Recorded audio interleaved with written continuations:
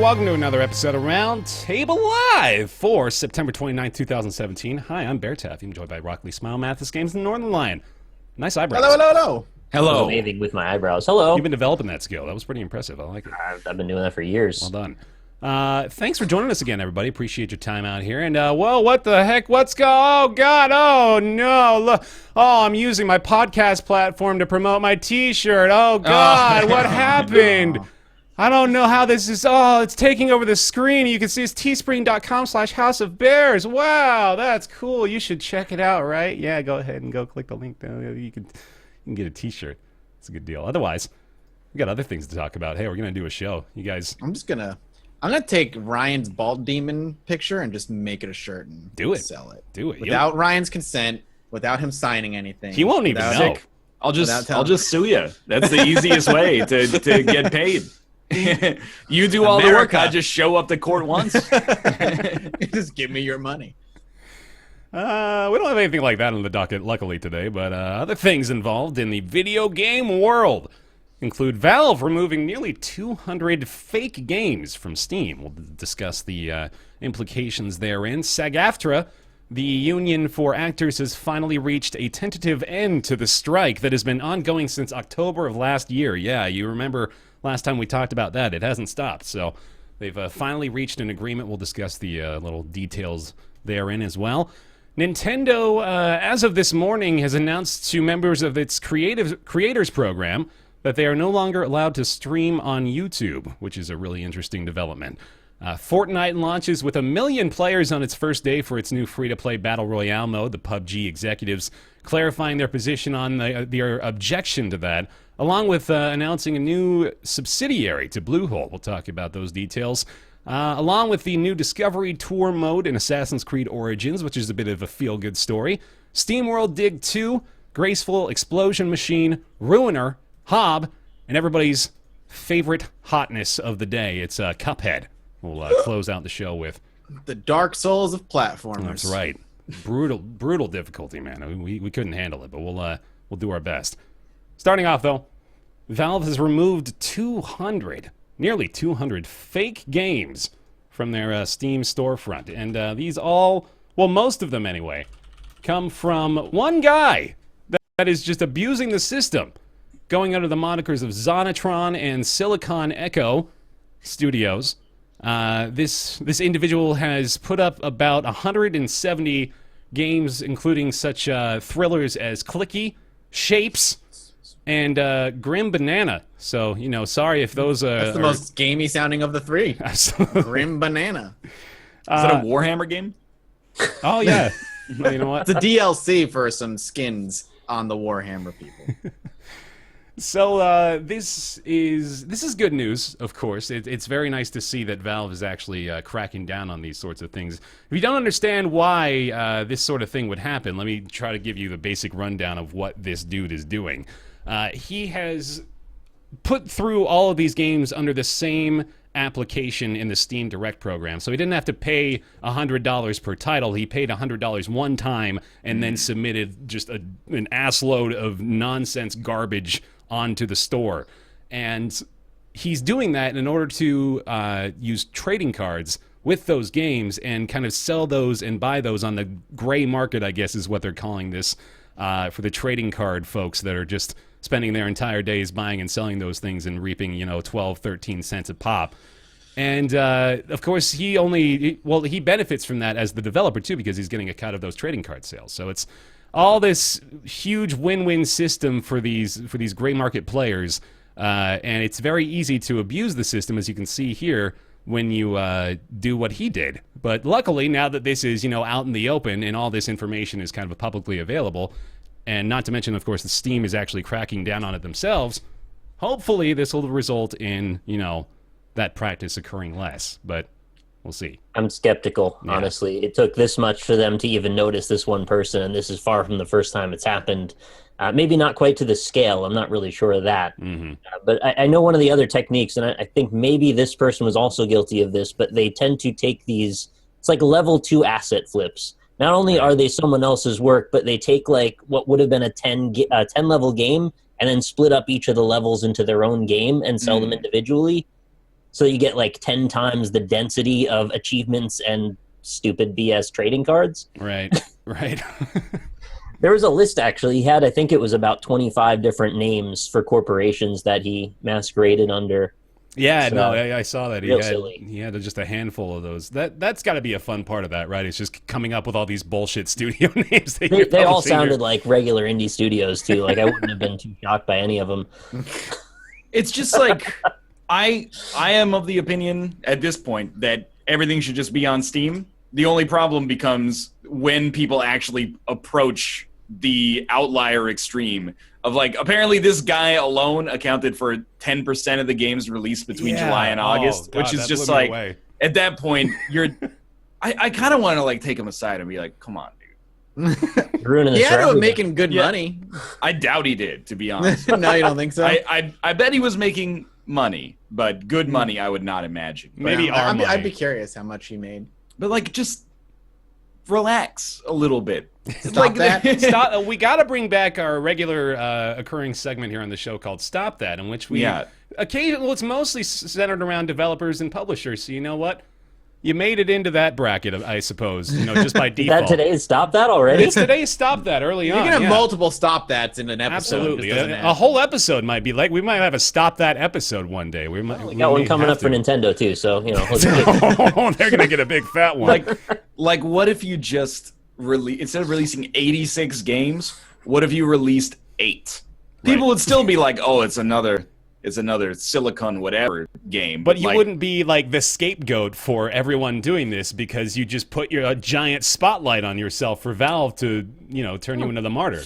call yourself Scapegoat Studios. Seems like a good reason. There you go, yeah. Five or Like 6 5 days, I linked something to Rob on Skype. There's another company. I don't know. Could be one of the ones that this guy was masquerading under. Yeah. But they had released a game every 4 days since like August 1st. And every single one was like prefix, subtitle, and every single, like it was Achievement Hunter, Zombies. And then every single one was a side-scrolling wave-based platformer, which I want to point out is literally, like if you go to unity.com/tutorials, it's basically what you build in the first tutorial for learning how to use Unity. And it would just be like that, but this time you're shooting birds. And then next time you're a spaceman and you're shooting oranges. And then the next time you're like a knight and you're still shooting a gun, but you're shooting a gun at like the sun. And the sun just flies in. Like The main event is the bottom right corner of the screen where waves of 4 to 10 achievements are popping up at all times for hours as you play the game. Yeah.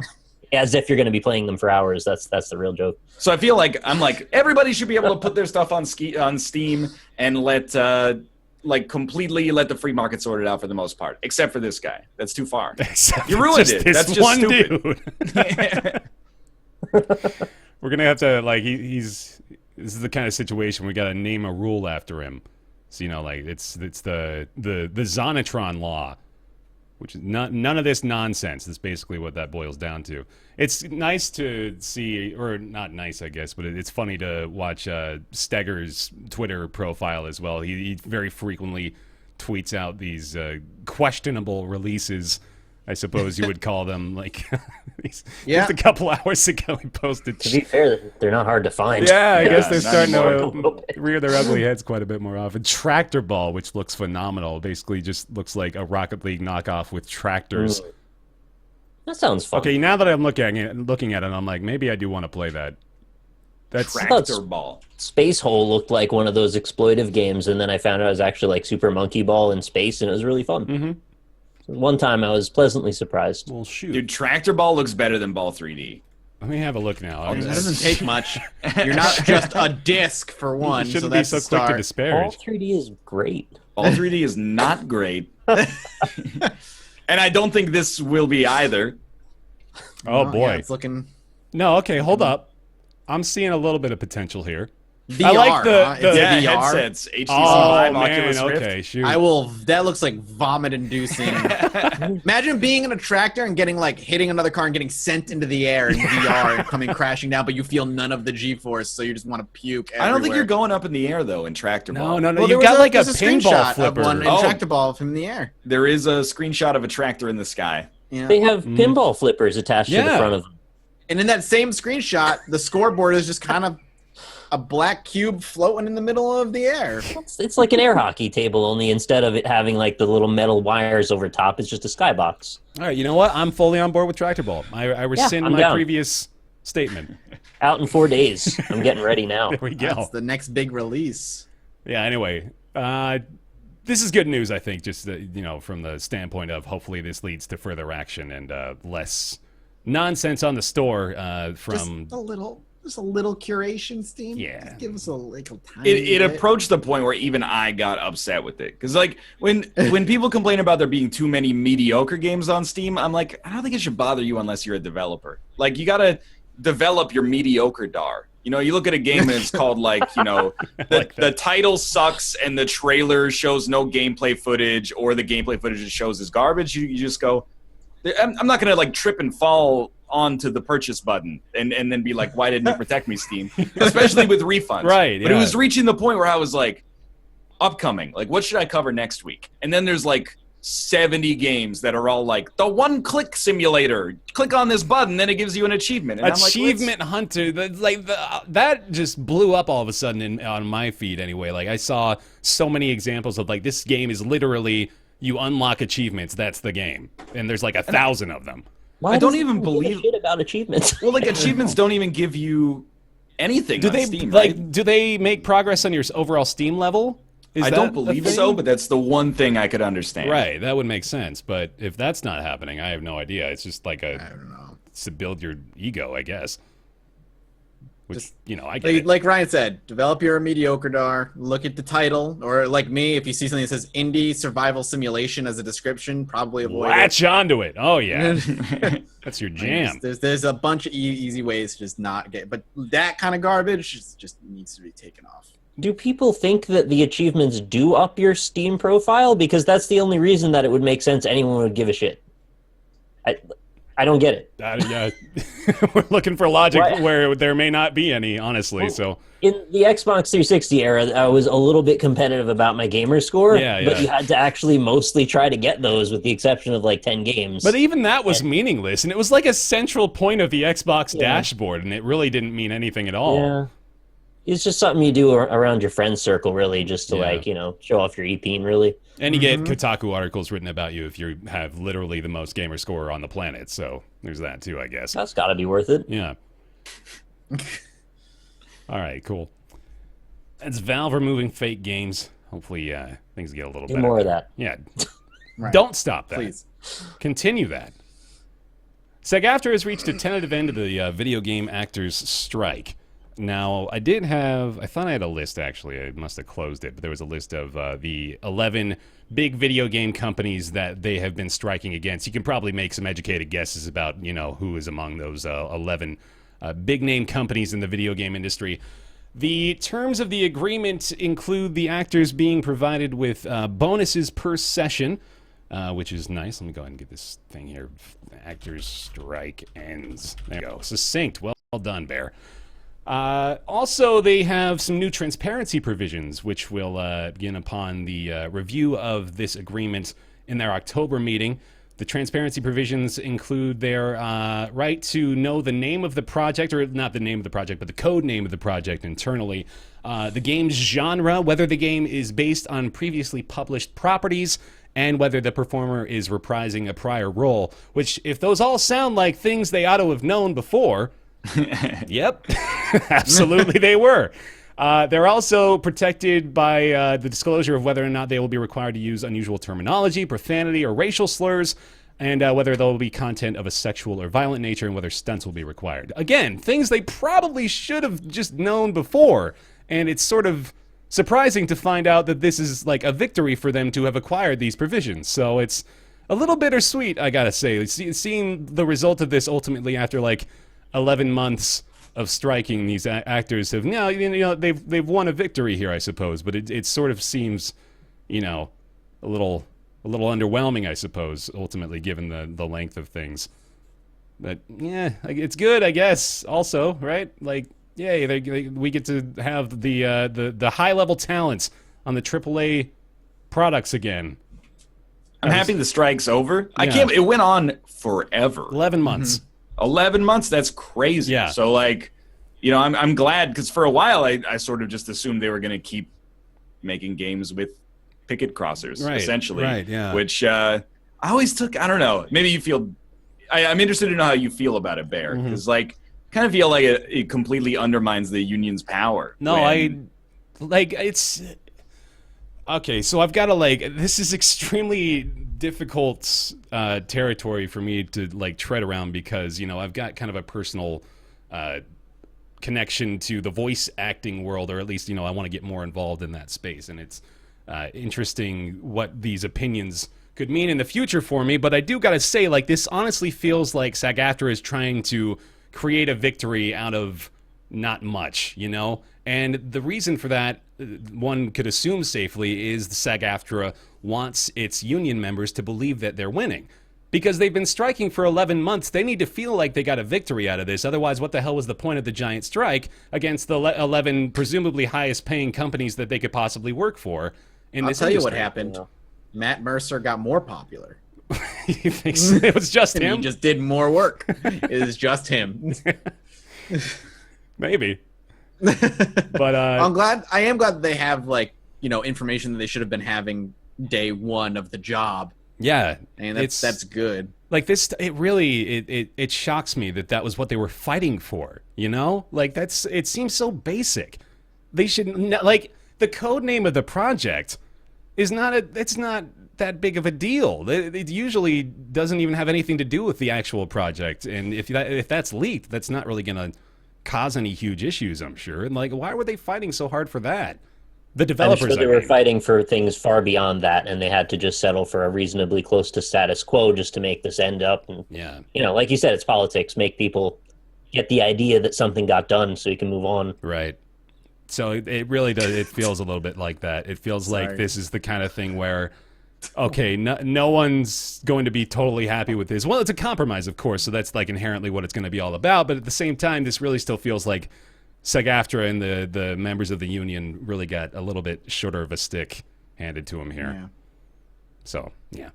That's the bulk of it, though.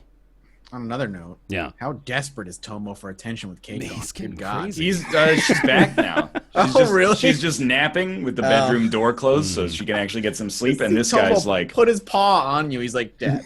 Okay, you might not see him, but I stop petting him. Now he's gonna go what? You're just sitting there you should pet me or something. So he's gonna look at me, and then he's gonna give me a little smack in a second here. But we can wait. Yeah, it'll happen. Though, I'm sure. He's kind of just contemplating what's happening right now. Chubbs gives me similar attitude because it does seem to him most of the time that I'm literally not doing anything and just ignoring him actively. Oh, he's wow, there you go. No, you know what? Screw you. Yeah, smell this ass. Anyway, there we go. Actor strike has reached a tentative end, so you'll see more of your favorites, I'm sure, in the big productions moving forward. Hopefully they can get a little bit more on their side, too. So, big meaty story coming from emails this morning to members of the Nintendo Creators Program. Man, this is... Nintendo just explicitly is banning members of its Creators Program from streaming on YouTube Live. Straight up. No ifs, ands, or buts about it. The language is clear. Let me read it verbatim for you. We have updated the Nintendo Creators Program. Let me just do the band's YouTube streams. Does that fit? That's good enough. Thanks for using the Nintendo Creators Program. We've updated the Creators Program user guide with info on how revenue generated during live stream broadcasts on YouTube will be handled by the program. Live streaming on YouTube falls outside the scope of the program. This means that you cannot broadcast content on YouTube Live from the account you have registered to the Nintendo Creators Program. Please check the user guide for details. Thank you for blah, blah, blah, blah, blah. You cannot broadcast on YouTube Live from the account you have registered on the Nintendo Creators Program. Straight up. So two things. One, it's different than for those who are curious, it's different than the Nintendo's Ambassador Program. There's two programs. There's a Creator Program and Ambassador Program. The Ambassador Program is basically they can do what they want and they make money and it's fine. They can do anything they want. Mm. Two, who streams on YouTube Live anyway? Just go stream on Twitch. What are they going to do?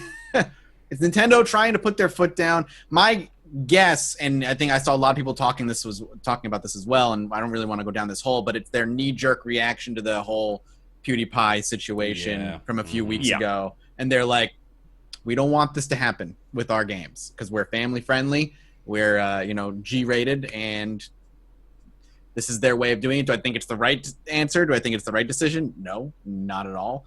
But I also, from their perspective, I mean, Japanese video game companies in general are very strict when it comes to YouTube and creating stuff like this in the first place. Nintendo being the worst offender of that, this is not surprising coming from them.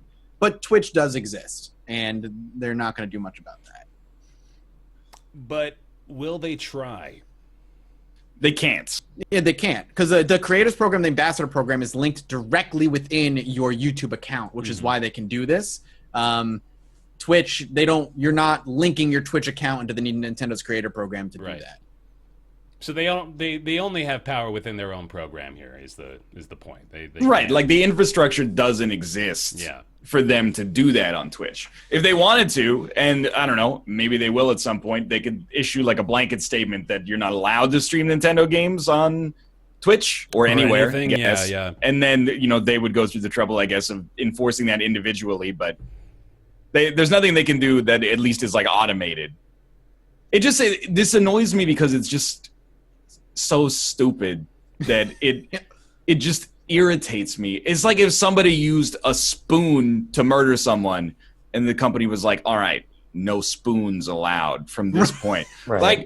It's a knee-jerk reaction, in my opinion, at least to the PewDiePie incident, and it's only hurting the people that actually like to stream Nintendo games. Like the people who pretty much voluntarily line up and say, I love Nintendo, I'll sign up for the creator program, even though it's a horrible deal, and I'll play only Nintendo stuff. Because we meet people when we go around to conventions that are in the industry, and they're just kind of on that Nintendo dick. Not to be like overly crass, but they're like, I'm in with Nintendo. I only play Nintendo stuff. I'm like not an ambassador like officially, but I'm like a Nintendo enthusiast. It just screws the people who are the biggest fans of the company and also happen to be on this side of the industry. So like at this point, I don't even care if I don't care if they're doing this and they're like, I don't want anyone to live stream Nintendo games. If you want that, then that's fine. It's the fact that they're specifically hurting the people who have opted into their program because they love the company so much is irritating, even as someone who doesn't play Nintendo stuff. It's the only thing they can enforce. I mean, like you said, they could just kind of broadly say no streaming Nintendo stuff, but we saw what happened when freaking Atlas was like, no streaming Persona 5 past X day. Unless you're famous enough that we won't bother you. And then we'll maybe dial it back a little later because everybody got really mad. There's just no way for them to enforce it otherwise. So they're doing it because it's the only way they can put a hard foot down. And it's stupid and it's knee-jerk, and like you said, it only hurts those who are massive Nintendo enthusiasts, and there's a lot of those. Why are they so insecure that they think that they're okay? So PewDiePie did a thing. They're gonna think that everybody that sees a person playing a Nintendo game is a representative of Nintendo, like that. This somehow ties to their brand that because this person played this game, their opinions are representative of Nintendo's opinions. That seems really odd to me. I think Ryan's thing, like little analogies, perfect. It's there. The spoon murderer was on the loose for a little while, so no more spoons for the rest of the world. And that's just the one they, instead of, maybe taking steps to just be a little bit more, I don't want to say heavy-handed, but a little bit more protective, they were just like stomp down, close the doors, lock it, and say no more. Mm-hmm. Yeah. That's stupid. It truly is. Yes, it is. It is dumb. It's almost impossible to draw a silver lining from this because it's very difficult also to separate it from the incident because they're so easily connected and it makes sense 100% of the way when you think about it that way. So I just want them to, they keep doing good and bad things. They're so conflicting. It's so frustrating. They're Nintendo. They can't do one good thing without balancing it out with a bad thing. This fucking scales of karma that they continuously balance. And like, there's a good Nintendo story this week too, because the mini SNES launch was actually okay. Like, they supplied people with what they needed and understood the customer base and what they would hope for from Nintendo, and maybe they can do that more, but this doesn't build confidence. So they did end up supplying a good amount of them. I didn't. Yeah, no, they did. Follow. I was following that a little bit today. Apparently, they had a good supply of the mini SNES available for folks, especially if you were willing to go brick and mortar. You could definitely go find some like a Target or a GameStop or something like that. So that's good, but this sucks. It's kind of outweighed. YouTube's been rough lately. Pretty much every angle. It's a minefield, man. It's like punching down at the people who signed up to your network, which already, it's like 60-40, which is a split that does not exist in the modern era. God, That's like 40 was like 2012. Exactly, people are on dude. like That was my 99-1 deals now. You're gonna take a 39% pay cut to play Nintendo stuff. They should be giving you stuff, not saying, oh, by the way, you just can't stream anymore for reasons that don't even make any sense, really. I think they do send you games from time to time, don't they? Oh, that's like, but I mean, no, I'm just saying, like, they maybe give you stuff, but like to a minimal degree. Yeah. I don't know, man. Like, if you're in a situation where you're part of the Nintendo Creators Program, you've signed a contract to be a YouTube live streamer, you know, you're on YouTube Gaming, and you're not partnered with Twitch. In this situation, how do you not perceive yourself to be fucked? You know? Like, and that there are people who exist in that realm that I just described, so it may not impact us directly, but as a creator, exactly. Keep your head up and keep saying, like, oh yeah, I'm in a good spot right now, this is really going well. Like, God, this damning stuff from them, so... There is a morale element with doing this kind of stuff, and, you know, it feels like the people that are in charge of what you're doing just keep shitting on you. Eventually, you're not going to want to keep doing it. Yeah, so we'll see where they take this, I guess. They may, who knows, maybe they'll backtrack, and next week we'll be talking about a different sort of restriction. I think they have an undrainable, infinite well of goodwill. I don't think Nintendo fans will ever give up on them, no matter what. They could cut their throats with a shard of glass, and they would gurgle blood out. I love you as they die. Yeah, it's weird. It's very cultish, like the Nintendo fans. And I'm not saying Nintendo doesn't make good products, especially recently. Like, their stuff has been on point. Their games have been good. It's far and away the Nintendo from the Wii U from last gen. You know how good it felt to get a code for Mario Rabbids? I felt so privileged, man. Like, that's the most privileged I've ever felt in this position, to be actually play a game Nintendo property. I know, right? But it was getting around the system a little bit, but it's still got Mario in it, damn it, and I got it for free. I feel good about myself. All right, anyway, Creators Program update. Bit of a bummer, but we'll see how it goes moving forward. Fortnite Battle Royale, free-to-play version of Fortnite, has launched to great success. Fortnite reaches 1 million players on its launch across the PC, Xbox, and PS4, which is pretty damn impressive. It's interesting to consider whether or not they would have seen this level of success were it not for one Blue Hole Studios making a fuss over their very existence. Is also almost like they might have made it worse, right? It's also, as we mentioned, it's free on the consoles as well, and PUBG, as you probably know, is not yet available there, so not a lot of competition. They're walking in with a few bonuses, which is really nice. Outside of the fact the free publicity from a whiny developer, they also first on console, they're free to play, and the game it runs like at a smooth 60 FPS, no problem. It actually like optimized, unlike PUBG. So I'm gonna be the guy who is probably the dissenting opinion. I probably watched like 3 to 4 hours of Fortnite Battle Royale, accidentally, and there's a lot of people whose opinions I respect who are going like, "Wow, they really knocked it out of the park," and I do not get it at all. Explain. It looks like the art style is so cartoony that the huge map, like sniping from across the map setup, just seems weird because the contrast is high enough that you could spot an enemy with your bare eyes from like 2 miles away. Mm-hmm. There's no foliage. There's just like open fields and then uniformly colored mountains that you could like look, and there's just a dude over there. It's like you can't not see him. That, and it just like the gunplay seems substantially looser than it seems. And people are saying, well, you got to play it. You got to play it. You got to play it. We played like 3 hours of Fortnite. I'm not saying it's exactly the same, but I think I have a feel for the base level mechanics of the foundation of Fortnite Battle Royale. And I don't really find it fun to watch. But you're comparing PUBG, which is meant to be pretty hyper-realistic, slow-paced, this stealth. Throw around hyper realistic.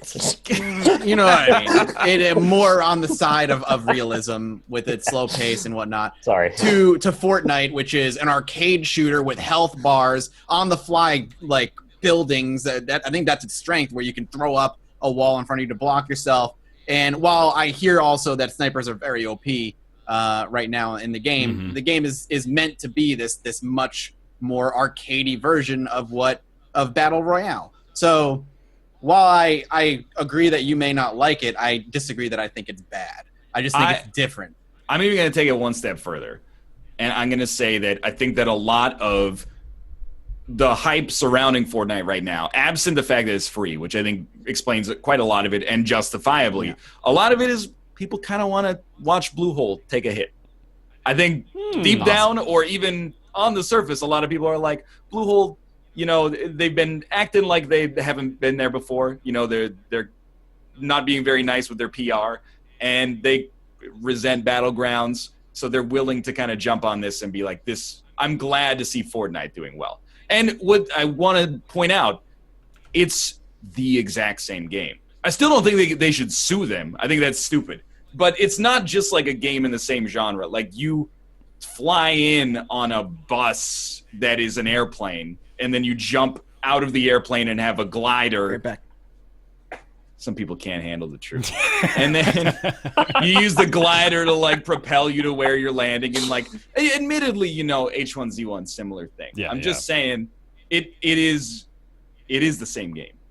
And if you are the kind of person who thinks that that's okay, and I think I am, that's fine. But I don't think we should be giving them credit necessarily just for making the exact same game. And I think it's like worse, but a lot of people like it.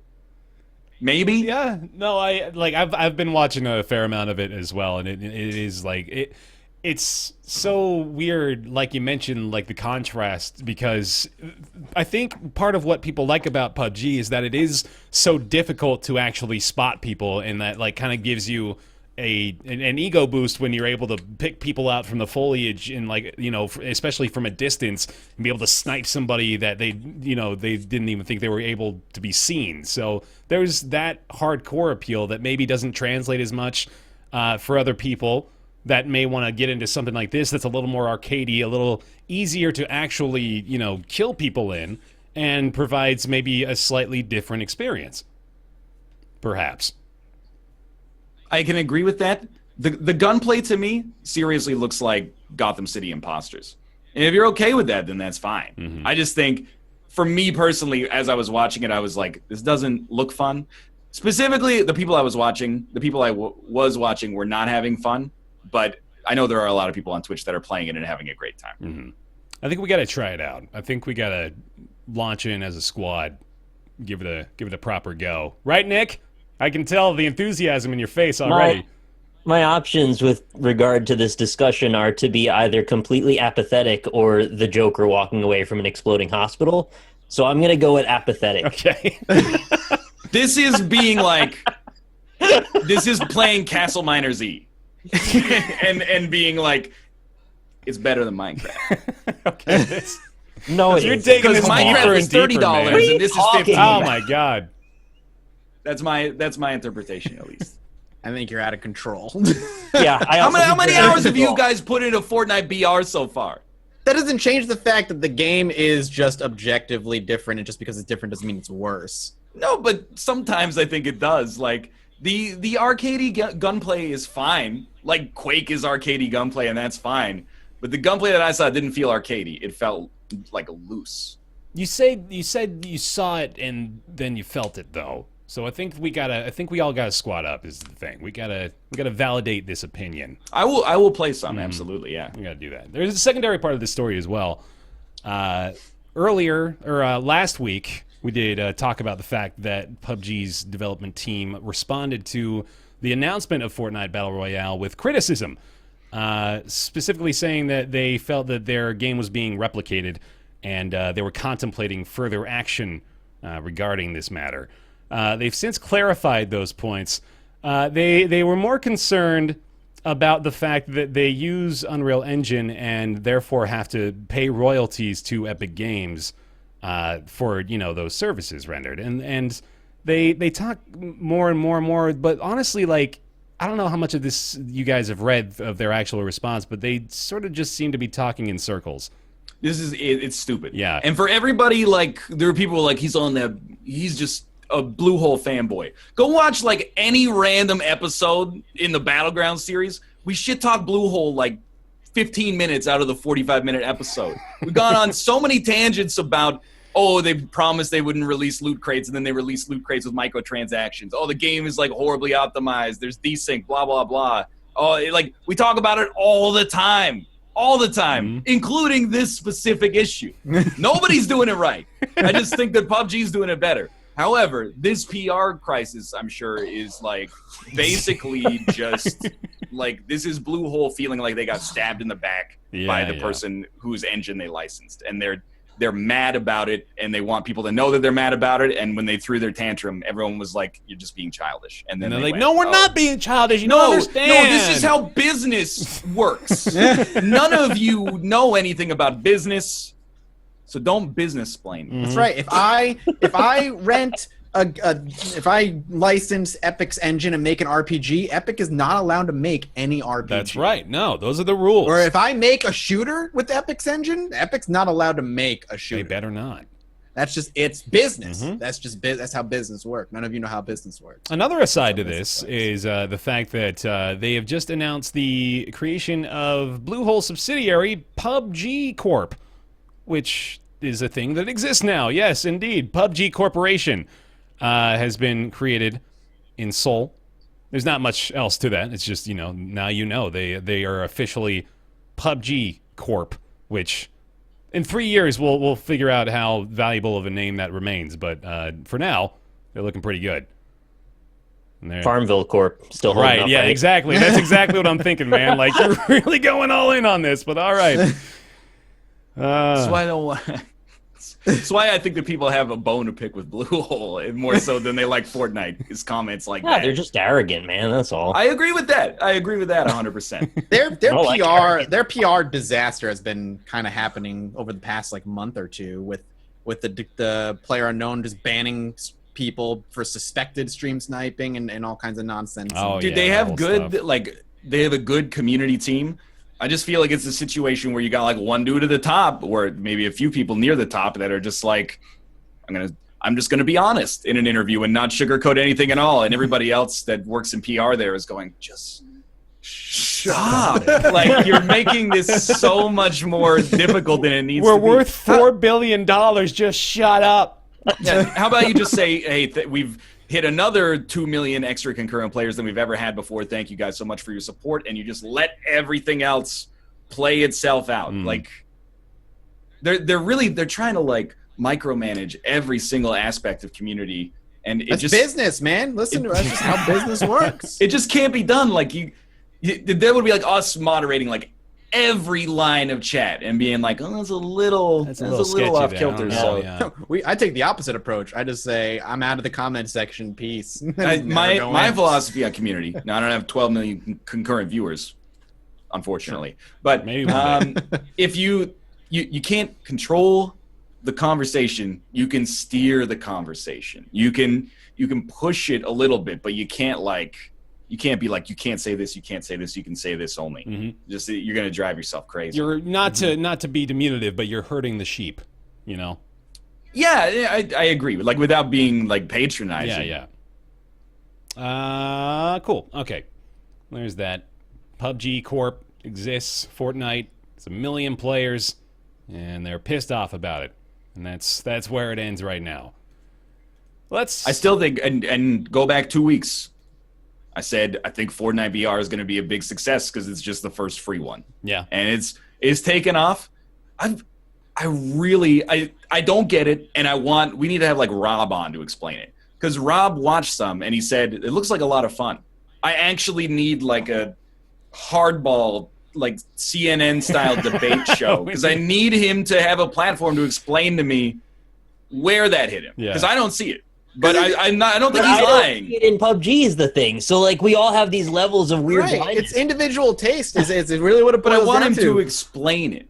For me, what looks appealing about Fortnite is obviously I kind of enjoy the arcadey aspect, and the guns that like drop that like you find on the map are set by rarity, and it's gonna be really fun to find that. But the moment to moment, like I'm going off against somebody in another building, throwing traps up, throwing walls up, trying to bait them in from a different angle and have a spike trap waiting for them. Like that kind of like quick thought building process put into the fights is kind of a cool idea, I think. Sure, I think if you cut a sizzle reel like that, you could make some good looking stuff.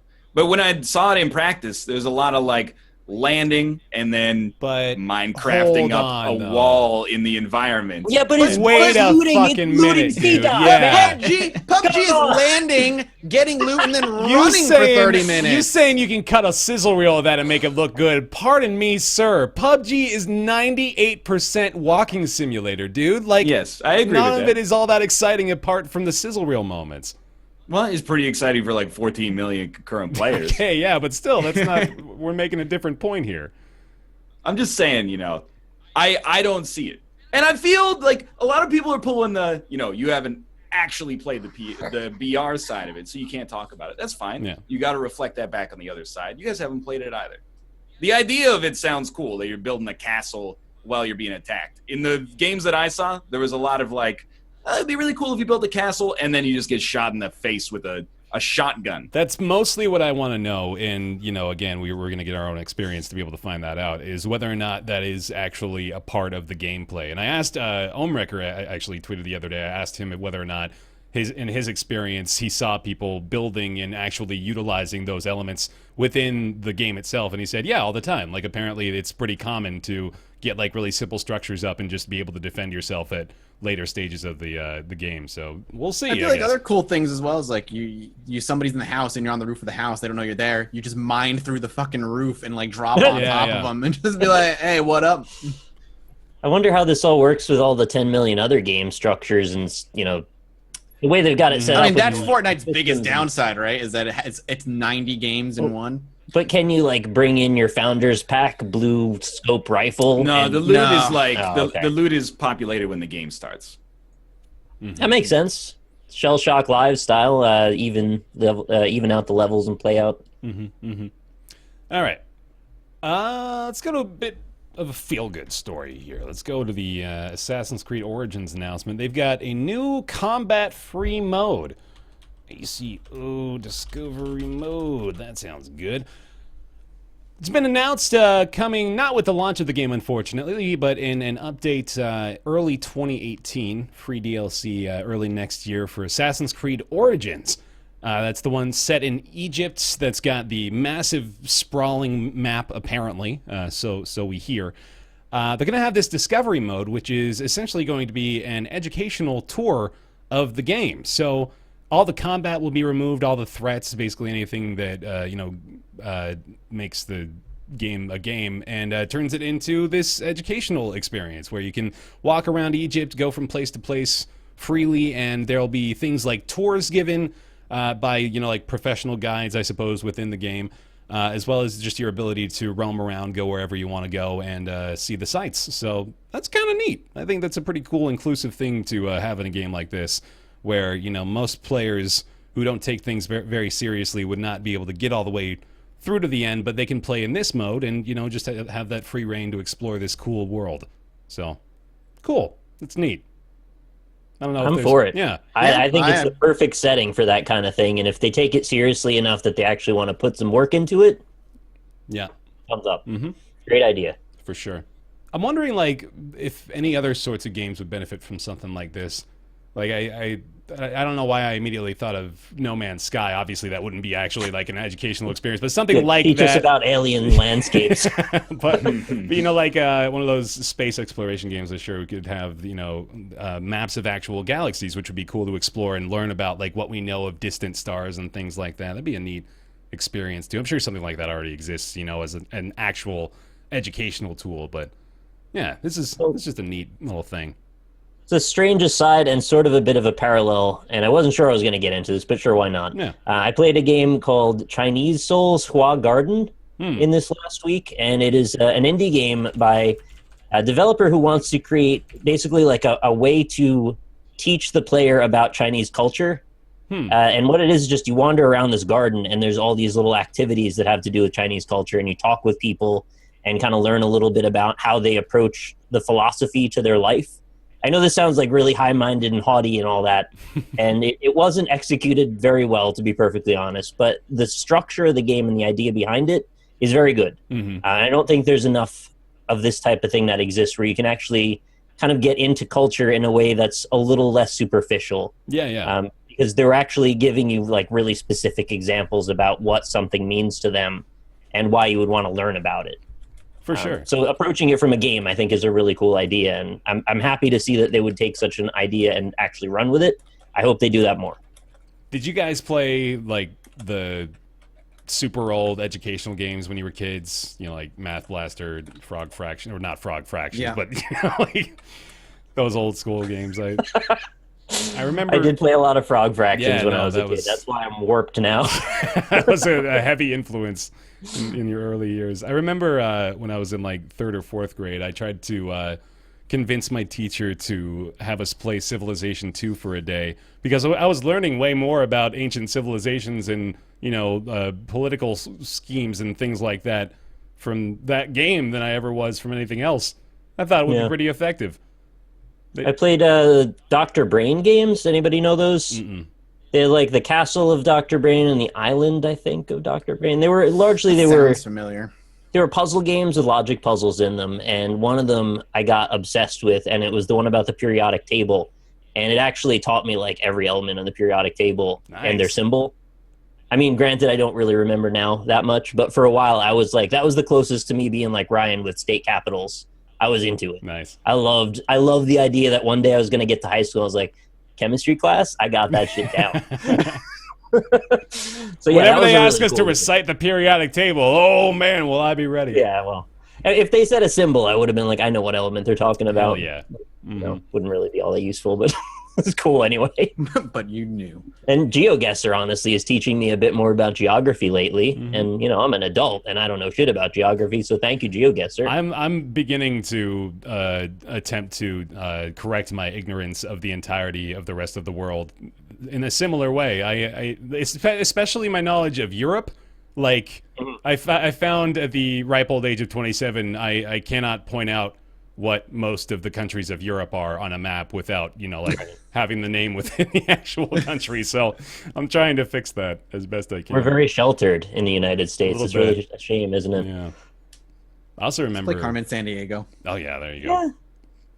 Yeah. I happen to remember one particular... There was like this Spanish language learning game that we had when I was a kid, too. And there's one jingle that makes it so I'll never forget the days of the week in Spanish. This goes... Lunes, martes, miércoles, jueves, viernes, sábado, domingo. And I've got that in my head forever. That is never leaving. Knicks were games. There you go. Nice. All right. Sweet. Discovery Tour mode in Assassin's Creed Origins. That's a feel-good moment. Yeah, it's a cool little addition. Do you know that if they're charging for it or if it's just it's a going to free? be free. Free DLC in that's early even 2018. Even better. Let me talk a little bit about SteamWorld Dig 2 as I close that text window that I totally needed to keep open. Hold on a second. I just got to go ahead and do this real fast and then do that real quick. And then it's a professional broadcast that we're putting on here in the show today. There we go. Okay, we reopened it. Fantastic. It's SteamWorld Dig 2. Quality content you come for. Yeah, that's right.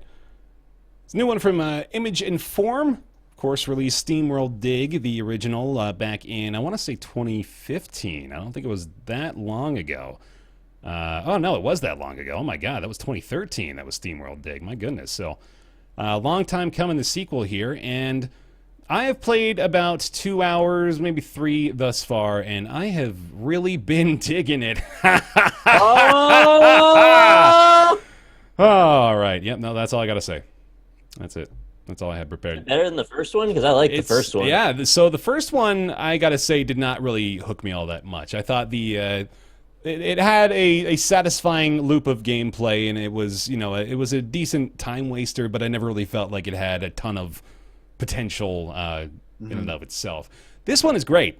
This sequel, it blows it out of the water by miles. I think that the developers have taken a hard look at what made the first one fun, and then just tried to build and expand around that to create systems and upgrades, unlocks that make sense with what makes the game fun, and ultimately just continues to drive you throughout the entirety of it to find out what comes next. The formula there is fantastic because it's inherently, you desperately want to figure out what comes next, either via like your upgrades or like the next sort of gems you're going to be able to collect or the next area that you're going to find, because they're also unique and interesting. Well, thus far anyway, they've all been so unique and interesting that it makes you think, oh man, they keep like doing cooler shit. I wonder what other cool shit they're going to come up with. So I've been really thrilled with it so far. I'm probably going to keep playing a little bit more. It's been a nice go-to relaxing chill game for downtime for me anyway. They've put in like a hub area, so you go back, you go out and collect the resources as you're digging around, and then you bring the resources back to the town to cash them in, and then you've got like your upgrade table there.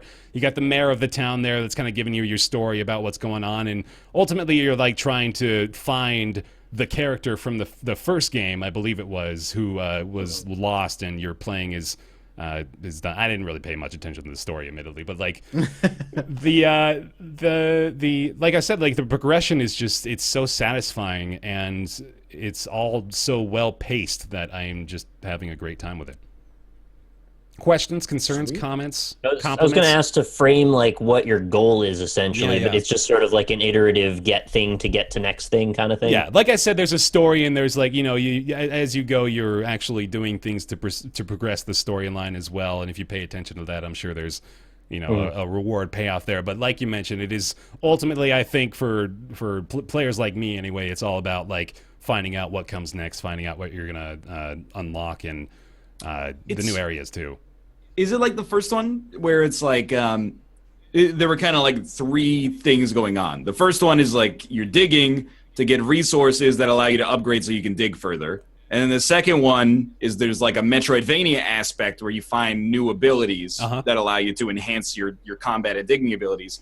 And then the third one was like there are these standalone like puzzle chamber things that you come across as you dig, and then you get a reward at the end of them. Yep. That's pretty much it. Yeah, in a nutshell. So you've got like, well, the first time, it's funny, the first time I came across the upgrade station, I thought I died, because you go in and it like, you step on this thing and it encloses you, and then assumedly it turns on a furnace and you heat up to like 1 billion degrees, and then it just pops off. Like, oh, that I shouldn't have stepped on that. That killed me. But no, it turns out that's how you unlock the upgrades. So you'll find those throughout like just the main digging area, and then you'll also find them occasionally, like you mentioned, in like those kind of Zelda style different cave sections where you enter a door and it's this self-contained puzzle that you have to solve in order to either acquire an upgrade or sometimes just like get a bunch of gems that you can bring back that are of a higher value that you can trade in to get the upgrades faster. So yeah, it's basically the same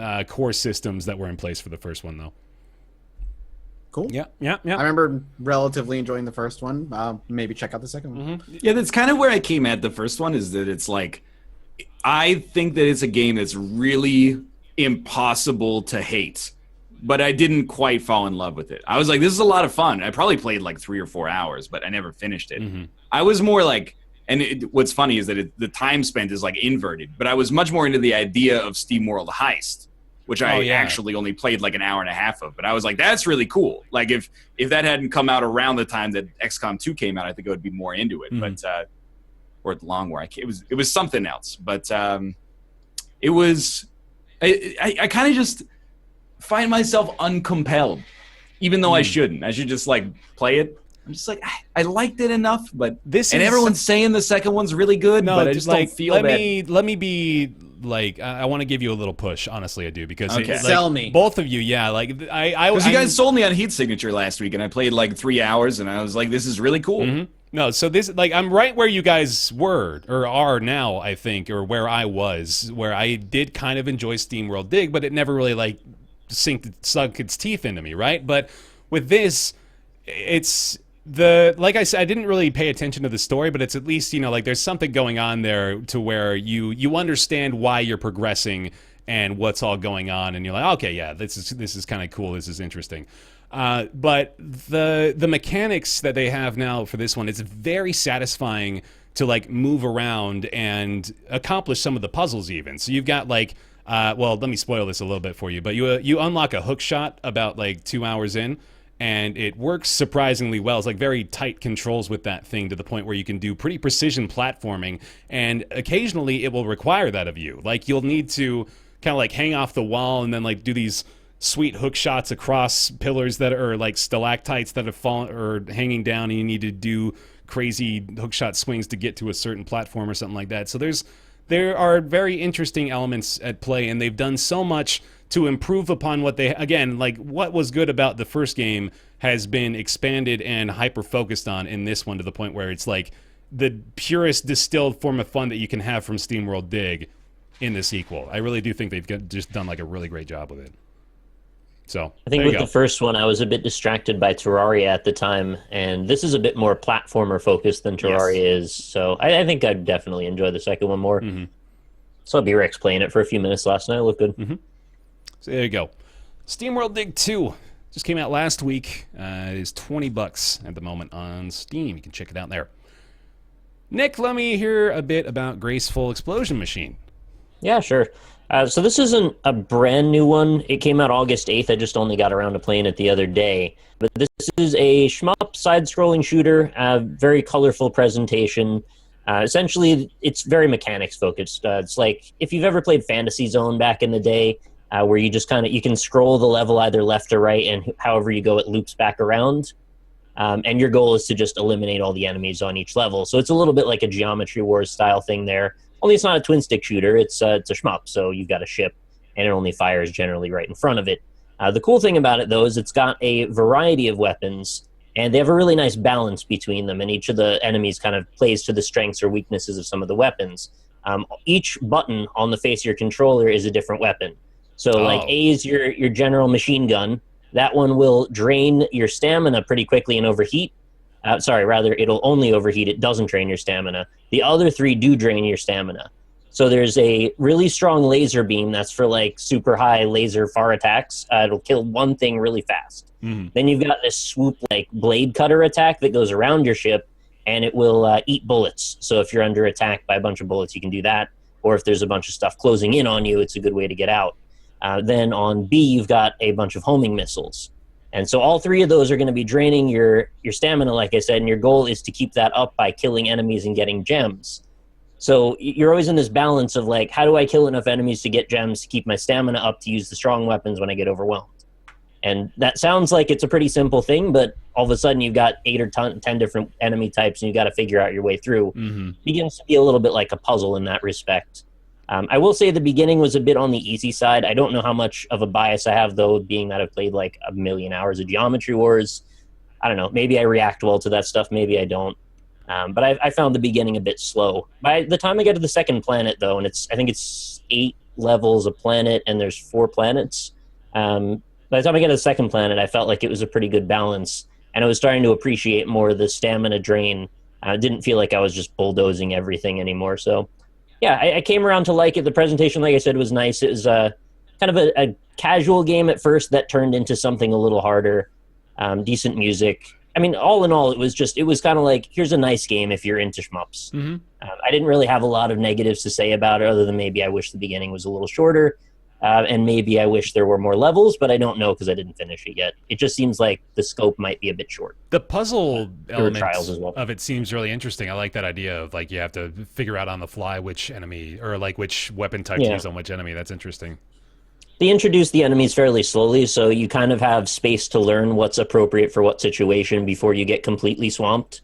But then those moments where it's like a total clusterfuck and you get 10 different types all like trying to crush you, that's the good stuff. That's when you got to really be creative about getting out of it. Mm-hmm. So I don't mean to oversell the game. It wasn't like it was blowing my mind away or anything. It was good. It wasn't fantastic, but it was good. But if you like this type of thing, I think you'd probably enjoy it. There weren't a lot of problems with it, in my opinion. Maybe the prices have been on the high side for it. I would think it would be closer to like a $10 game, but it's 13. So in these sorts of games, like I was just playing a little bit of Sign More EX on the Switch this week as well. And games like that, the bullet hell games, I tend to find that I'm most concerned about how well the game differentiates dangerous things from the backdrop. And very well in this case. It seems like this game has a very easy job of that, considering like you know those pastel bright colors and things like that. It's pretty easy to see, I'd imagine. The one issue there would be sometimes the explosions that are left over from the enemies can be a little bit confusing when there's a lot going on. Right.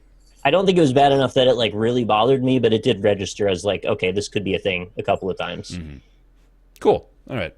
Have they done? I'm wondering about this developer, whether or not they've put anything out before. Yeah, I didn't really know them, to be honest. The other ones I see here, We Are Doomed. Yeah. Just another, that's it. Just that. Just a twin-stick shooter from a couple of years ago, apparently. So, they're kind of in the same ballpark as they have been. That looks very similar as well. Style. Yeah, they've stuck with this art style, it seems. Yeah, that's nice. I was struggling to really figure out a name for what that art style is. Like, it's neon, it's kind of minimalist. People were calling it low poly, but that's not really right either. Mm-hmm. It uses a lot of 45-degree angles, and there's probably like a name that's something to do with being crystalline, but that's about all I could come up with. Mm-hmm. So, yeah, if anyone knows what the art style is, I'd love to know. It's very interesting, unique for sure. Cool. Yeah, so yeah, that's Graceful Explosion Machine by Vertex Pop. It's, like Nick mentioned, $13, just came out about a month ago. Cool. Thanks, man. Mathis, let me hear a little bit about Ruiner, please. Sure. Ruiner is a new game by Riken Games, published by Devolver Digital. It is a top-down, Hotline Miami-esque, go through a level, kill all the enemies, and progress. You can upgrade your character to get new abilities and new weapons, and if you kill an enemy, you can pick up their gun. But it's very Hotline Miami in its gameplay style, and I feel like that's kind of become a quote-unquote genre over the past year or so. I feel there's a lot more of them. For the first thing I'd say, booting up Ruiner right out the gate, the game is gorgeous. It is really stylistically cool. The world is really interesting in this kind of techno dystopia world where your character is like, his brain was hacked and he's got like this big mask on and kind of like says words, and it's really weird. You play it's hard as, to describe. You play as words. the guy from Watch Dogs 2. Yeah, you play kind of like the guy from Watch Dogs 2. Yeah. It's really interesting. And that's kind of like my biggest. It's gonna sound kind of shitty, but like that's kind of like the thing I like the most about it is the world and the way it looks and the way it sounds. It's really cool. It's a really interesting world because the gameplay is. I'm not that into it, and Hotline Miami I really loved. Heat Signature is really fun, but Ruiner. And I'm trying to piece together why I don't really like the gameplay of Ruiner. It may sound kind of reductive, but melee hits and shooting in the game is just the feedback that goes along with it is almost non-existent, to the point where, like, if you hit somebody in Hotline Miami or another game with a melee weapon, you get a cluster of like freeze frames, and to make it feel like there's an impact of you hitting somebody with like a wrench and they go flying across the map. You slam them across the floor, and like they go flying. And it's like super satisfying, and guns are the same way in most of those games. Where in Ruiner, when you hit somebody with a weapon, it kind of just feels like you swung at air and the guy in front of you just kind of fell over. Like there's no feedback, or not enough feedback to make it feel like you're actually hitting something with like a weapon. And shooting in the game is not great. It's almost hard to direct. Now, I've only played with the controller. I've heard mixed things about the mouse and keyboard layout. It's really not that great. Yeah, the controller layout is kind of mind-bogglingly bad with what they've decided to do. So What I would have liked is something like Hotline Miami, where like if you just point the joystick in a direction, your dude faces it and walks that way. But instead, they went twin stick shooter style, where left stick moves, right stick aims your character. Which in a frantic fight against like 6 people, that can be a huge problem.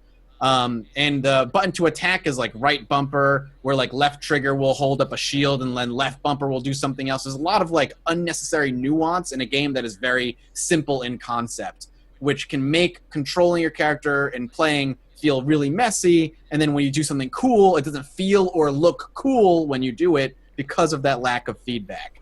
Which I hope that makes sense what I'm trying to say.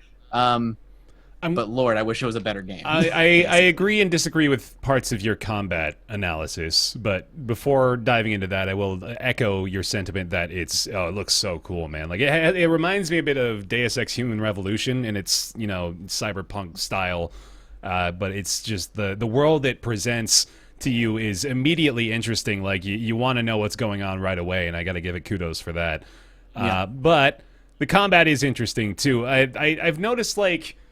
With the melee in particular, it's a very interesting thing because it's not even all that necessary to melee all that much, but it is a component of it, and you can find like special melee weapons as well. Like I found some unique katana, for example, a little while in. I'm not sure if that's like a stage thing or something, but using that was actually a lot more satisfying than using like the default wrench or whatever you get. So I think it may have a little bit to do with like the weapon you utilize. Maybe that's even by design to a certain extent, where the more common weapons have a lot less of an impact in both execution and actual game feel.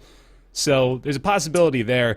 But I also did notice too that like there's like a what felt maybe just like a little bit of a delay in your action, or like between your inputs in the action, that I felt was maybe like hindering this game a bit as far as the tightness of the controls is concerned. And maybe that's kind of where you're pulling that from. Maybe you're in the same boat as me, because that... The other thing I was thinking about too, not to cut you off, Sure. I apologize. But one of the other things about Hotline Miami that makes it so great, or games like it, is like everything's one hit. Like if you hit somebody, you kill them instantly, and if they hit you, you're dead instantly. And that adds tension, and it adds an element of like puzzle solving to that level. And the same thing with heat signature. You hit, they're done. And in this, you have to if you're shooting them, you have to shoot them multiple times before they end up dying. If you're hitting them with a melee weapon, it takes a few swipes before it takes away before they go down. And it's same for you as well. They have to hit you a few times in return, so that tension and that immediate feeling of being a badass is gone, because I'm up there against the dude swiping my wrench at him, being like, just die, just die, just die, just die, until he finally falls over. I would have preferred just like a one swing and kill, and then vice versa for them. That's the thing, though, is like with the katana, quite often I was getting the one swing kill sort of deal. So I think, again, maybe that might have something to do with the available equipment. What do you think of the boss fights as well? Because I didn't like the boss fights either. I think I may have stopped short of the boss, actually. Well, you get one right out the gate from the first level, and you have to fight him before you're going in to kill the guy. Oh, that's right. Yeah. So you fight him. I mean, and he's just wave based. Like you're whittling down his health bar while also dealing with people he's summoning, and that just felt. I don't know. It's weird. It's a lot of the things that they do in the game. I feel like don't fit the style of game that they made. I do want to go back to your point about the complexity of the controls, though, because I actually feel as though there's the potential for this game to have like a very high ceiling for skill, because you mentioned that there's quite a few different things that you can do, and it may seem a little too convoluted as you're starting, but they have like that warp system in place, for example, where you can set 3 warp points and very quickly act at those points, as well as you can like warp here, melee, warp there, shoot, and then do whatever. Yeah. So on that point, so yeah, for chat, there's an ability you get. I think it's a left bumper ability. Actually, it's called the dash, where you just you teleport like a short distance in whatever way you're pointing the joystick, and you can hold down the left bumper and then set 3 points, and he will just teleport to each one of those points and finish it. I don't understand the purpose of that. I don't understand the purpose of setting up the 3 warp points, because you can't do anything while he's doing the warping. Well, that's you can't. I thought you could. When you get to the point, I'm pretty sure you can like very quickly take an action if you before he warps again. I think so.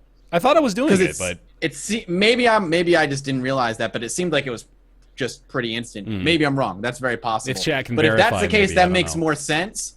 But right out the gate, I was like, what is the point of this. But if you can do, then take my point away if that's the case. I did not realize that. But I do think it's got, like I said, like I think the ceiling for pulling off pretty cool shit is actually pretty high in this game. So that's kudos to it as well. Yeah, I mean, I think it's really good, honestly. Like I hear your concerns about the combat, and I kind of echo them, but I also at the same time feel they've done a fairly good job in a lot of different aspects of it as well. Like I think there's a really good variety to it anyway. There's a lot of different abilities you can unlock, a lot of different ways you can approach combat, so there's, more to their credit there as well. Yeah, I don't have much else to say about it. It's Ruiner. It's $20. Just came out a few days ago.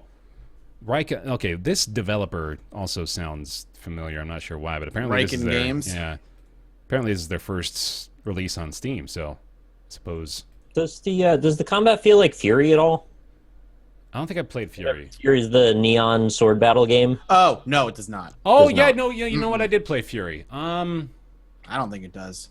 No, yeah, they're fairly different. Like Fury had. I think Fury was a lot tighter. In fact, like Fury felt like a good example of a game like that where your input is like immediate, it's like 1-to-1. But like with Ruiner, I kind of felt like, as I mentioned, there was like a very tiny delay in like maybe even like turning around. There's a bit of a delay, or like with the melee, there's this infinitesimal delay that may have made a difference. So, yeah. Can you cancel animations?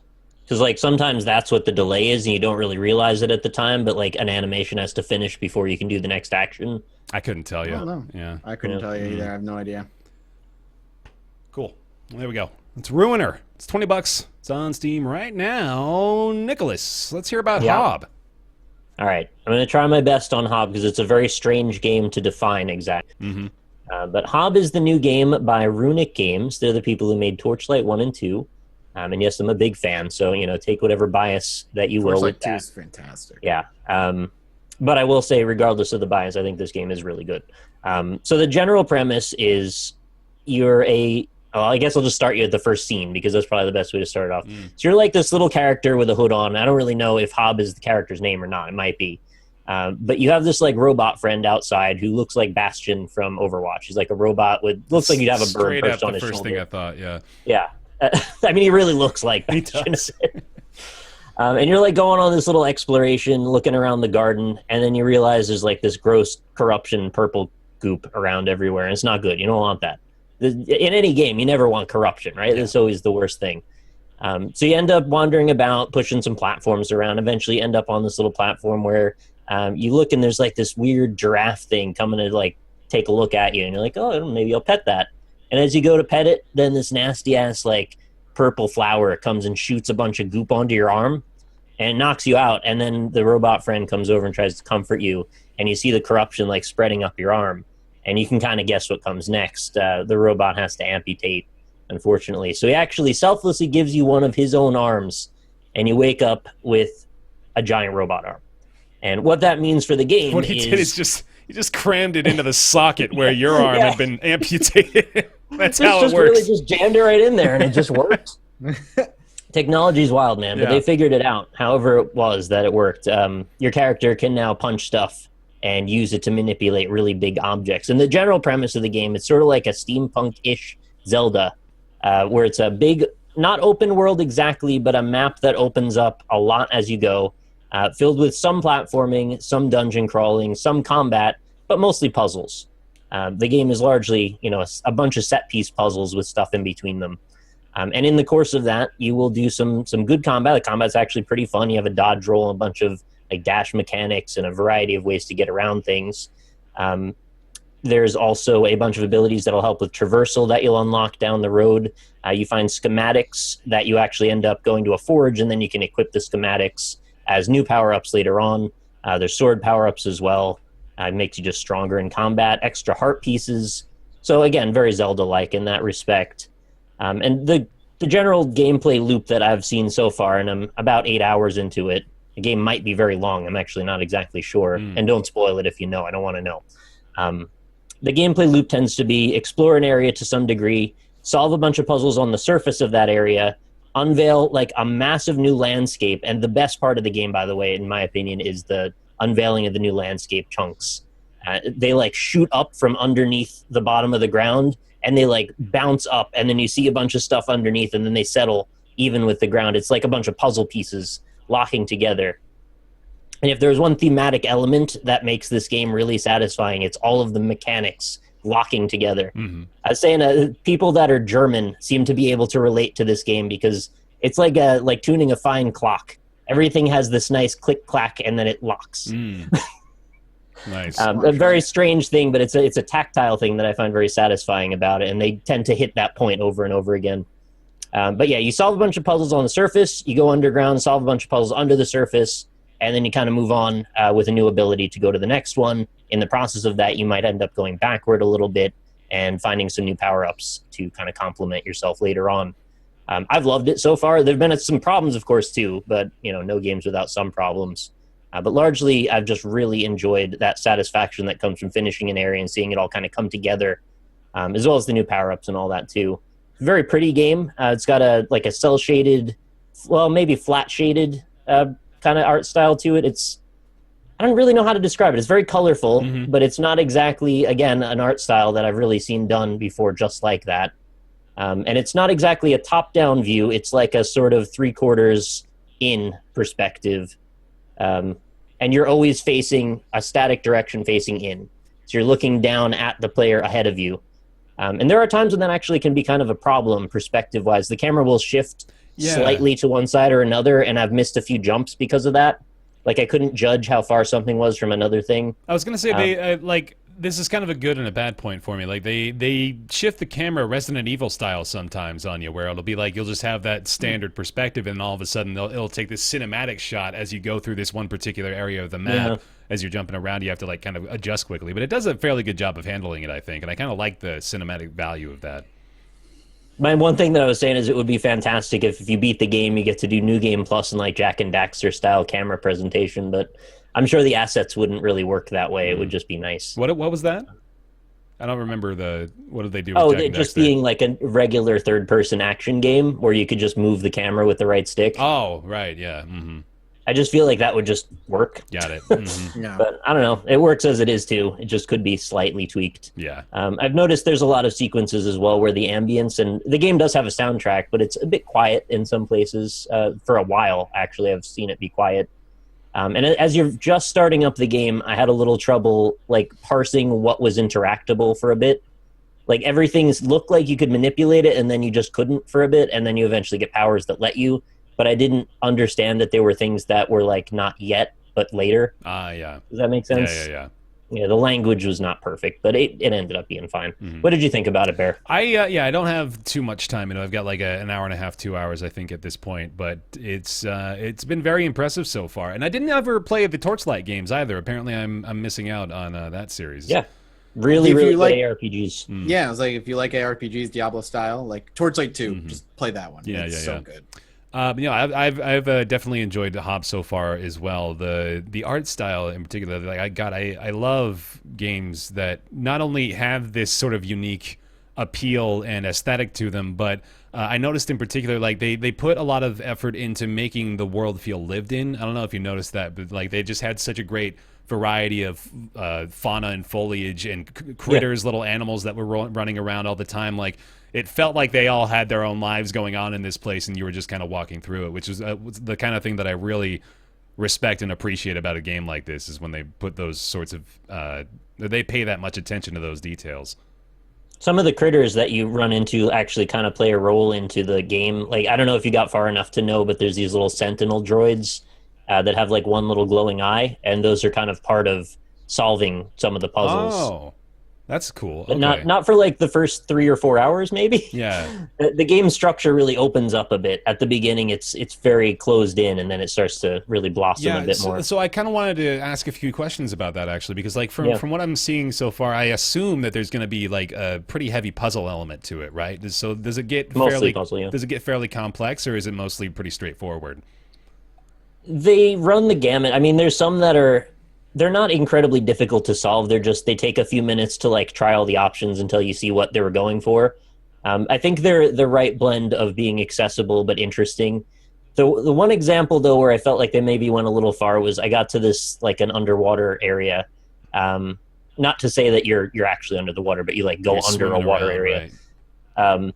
And that dungeon for that spot just kind of kept going and going and going and going, and everything that felt like you were finishing something only just unlocked another segment to another puzzle, which it was doing the witness iteration Right, thing a little bit. yeah.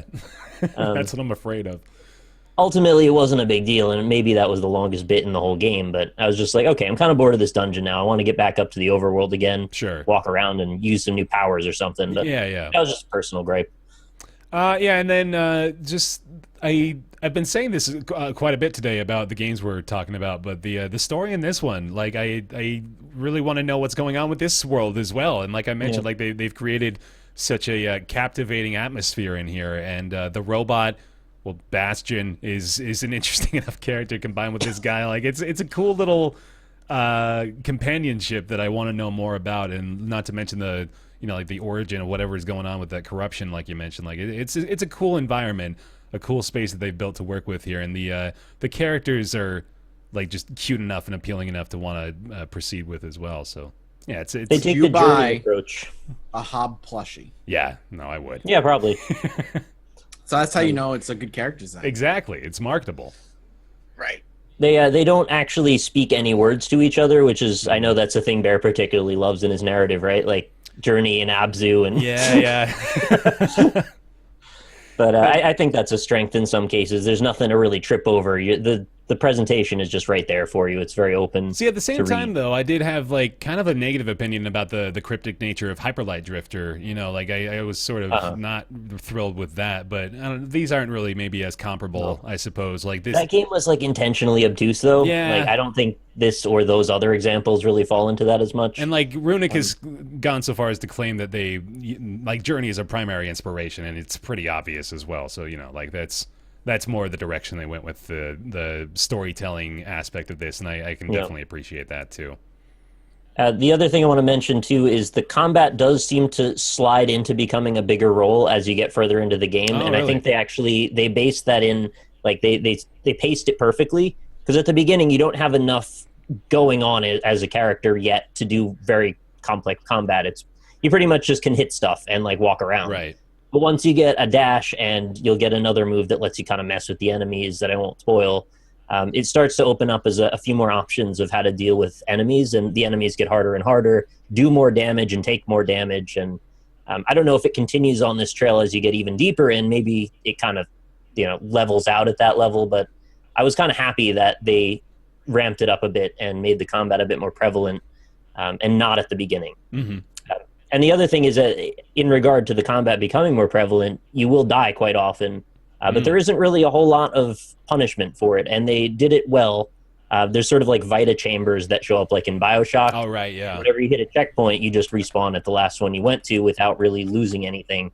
And I wonder how that plays into the story as well. Mm-hmm. But they also set up all the puzzles in a way that if you solve something or one element of a puzzle, it won't reset through death. So they wanted to keep it reasonably accessible while also allowing you to make progress when you do. Yeah, so that's great. I just think they hit a nice bunch of like little balanced decisions that fit well for me personally. Mm-hmm.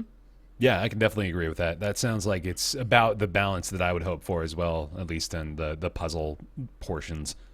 So that's good. And based on the size of the map, I mean, if all of it that's covered with fog ends up being game world, it might be freaking huge. It'd be wild, yeah. I mean, like 8 hours in right now, and I feel like maybe I'm like a fifth of the way through the map. That's like I don't think that's possible though. That's like there's too much. Total length that I was expecting is 8 hours. I was sure it was going to be about something like that. I thought it was going to be like a 5-hour game. Yeah. I didn't expect it to be long at all. But yeah, I hope it's that long, but that seems almost impossible. Yeah, cool. That's about all I've got. That is Hob.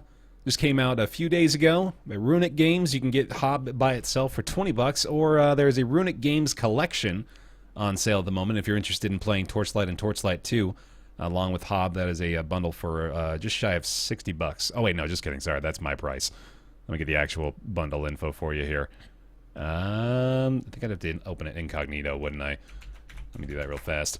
That is still giving me the same price. All right. Well, apparently it's $60, so there you go. You can see for yourself. $20 for just Hob itself, though. And Ryan, why don't you tell me about Cuphead, please? Cuphead is one of the more hotly anticipated games of this year. It is a side-scrolling action game very similar to a Mega Man or a Contra, if you will, but the hook for most people is the fact that it has a unique aesthetic where it looks like it's from 1930s Disney era, like Steamboat Willie contemporary cartoons. So we just got it earlier today. It came out today, and I played about an hour and a half of it so far, and you can go back to like earlier shows, because in earlier shows I'm like, art style looks good, gameplay kind of looks like boring as heck. I'm happy to report that I have actually had a really good time with Cuphead so far, and it seems like the kind of thing that I actually could probably drive myself to finish because I'm having such a good time playing it, and they don't make that many games like this anymore, combined with the fact that the art and animation is actually gorgeous. And the music as well, actually. It completely like unifies the package. But they don't make them really like this anymore, that's for sure. It's really special that a game or anything really can give you nostalgia for a time you weren't alive. Yeah. And I feel like Cuphead really nails that for some reason. Like, it makes me nostalgic for like styles of cartoons I didn't really grow up on, but you know, they absolutely nailed the hell out of it. It's so freaking pretty.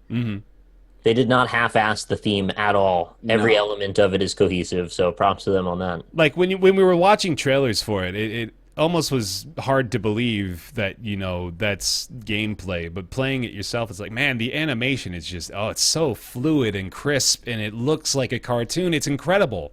Like that, we can't, I don't think, overemphasize how good of a job they did with it, because it just looks absolutely mind-blowing. It's one of the coolest art styles, or like, not just the art style itself, but like one of the coolest combinations of art style and gameplay I think I've seen in quite some time. It's really remarkable. And in addition to looking good, it actually does feel good when you play it, which I didn't necessarily expect. A lot of the time when you get hand-drawn art, you get kind of wonky hitboxes and things don't quite feel right. I didn't feel that way at all. Everything felt really responsive and smooth. And some of the boss fights have been really creative as well. So yeah, that's the thing. Like I've done maybe 4 boss fights, and they've all been kind of neat. Like, without spoiling the patterns, very few of them. Well, one of them is basically sucked straight out of Mega Man 2. The fight in like the second level where you go up the tree trunk against the bird thing that flies in the sky. That's like the dragon fight from Mega Man 2. But apart from that, I'm like, all of these are really, really uniquely designed, and the theme of the boss like unifies with the mechanics that they have, which is neat. Like, I don't know, have you guys fought the 2 frogs? I'm assuming we've all fought like the same boss. Yeah, I finished the whole first world. Got the 2 frogs. Like 2 frogs. I'll try to find 2 frogs on Nick's VOD. Asshole Flower, who is like a piece of garbage. Dude, he wasn't that bad. Frogs were the last one I fought, Bear. Okay. And then no. The flower was not the easiest one, because you got the potato and the onion and the freaking carrot. The carrot, yeah. That's the easiest. That's like for babies, but there's like Blue Slime Man, who becomes bigger Blue Slime Man with the boxing that's glove. the one I have not fought yet, I think. Okay, gotcha. But it's actually like, it's a good game. It feels like a classic Mega Man game, and I really thought when I watched other people play it in advance of its release, I was like, this looks like walk, shoot, walk, shoot, walk, shoot. But it actually has that. It's like one of the earlier Mega Mans where I think if you watched it in the modern era, you'd be like, oh, so you walk left to right, and then 2 enemies appear, and you kill them, and then you move again. But like, when you're actually playing it, you've got that kind of like real-time pattern recognition happening in your head, where you're like, this is where I'm going to jump, and then I'm going to use the smoke dash to not get hit, and then, you know, I'll fit in like 2 shots and then reset the pattern and do it over and over again. Yeah, I feel like I'm going to be the freaking odd man out, but I think you are. I'm not saying the game is bad either, because I agree with you. It plays well, it's snappy, and obviously it looks gorgeous and it plays well. But I walked away from it being like, all right, yeah, so it's like a Contra shooter, and just being like, all right, cool, and that's the end of it. So like, if you like that style and like that is your style of game, you're gonna get a lot out of it. But if you weren't really into that style of game, you'd probably be like me, where like the charm is all in the aesthetic, but the gameplay itself is not gonna grab you, and it just doesn't grab me. And again, I can recognize it for being solid, but underneath that cartoon kind of aesthetic, it's a pretty conventional side-scrolling Mega Man Contra-esque shooter. I want to say, though, comparing it to Contra does do it a bit of a disservice in that, number one, you've got a world map and half of the enemies are bosses. Like, that wasn't a Contra thing. Number two, there are, like, unlockable abilities, and that's kind of a big deal, actually. Like, there's a whole bunch of different weapons you get, and coins, essentially, throughout the levels that allow you to then unlock those in the store. And it's just, number three, I mean, the whole package really comes together. I don't think Contra did as well. It just feels really smooth and feels really fluid. Contra was like, you kind of had to fight it the whole way. This game feels like it's really polished. Well, the other thing is, like, they don't... 20XX, I haven't played the version 1.0 of, but they don't make, like, good games like this that often anymore. Yeah. So at least it's not Mighty Number 9. Like, I mean, no shit. If that's going to be your tagline, I mean, you got to shoot for the stars a little bit more than that, I think. But I think it hits that. Like, I think it's good. It may be even great, but I'm just, like, hesitant to say so after so little time playing it. Yeah. Right.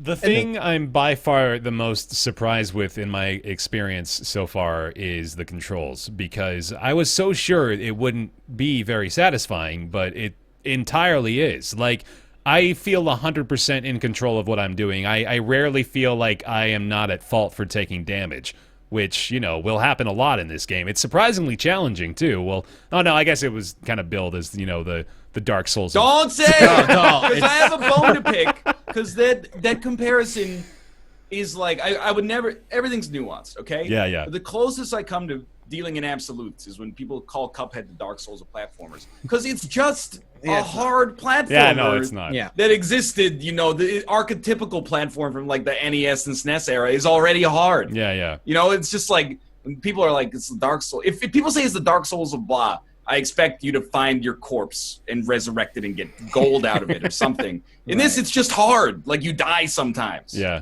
Dude, Salt and Sanctuary was the Dark Souls of platformers. Absolutely true. Literally true. Designed intentionally. But I also feel like this is one of the things where, like, I see 95% of people are using Dark Souls of blank ironically, and I'm like, it's lazy. That's lazy comedy. Just call it, it's Nintendo hard. It's a better description. Yeah. I think it's better than Nintendo hard, because I feel like the tells on the bosses are a lot more fair.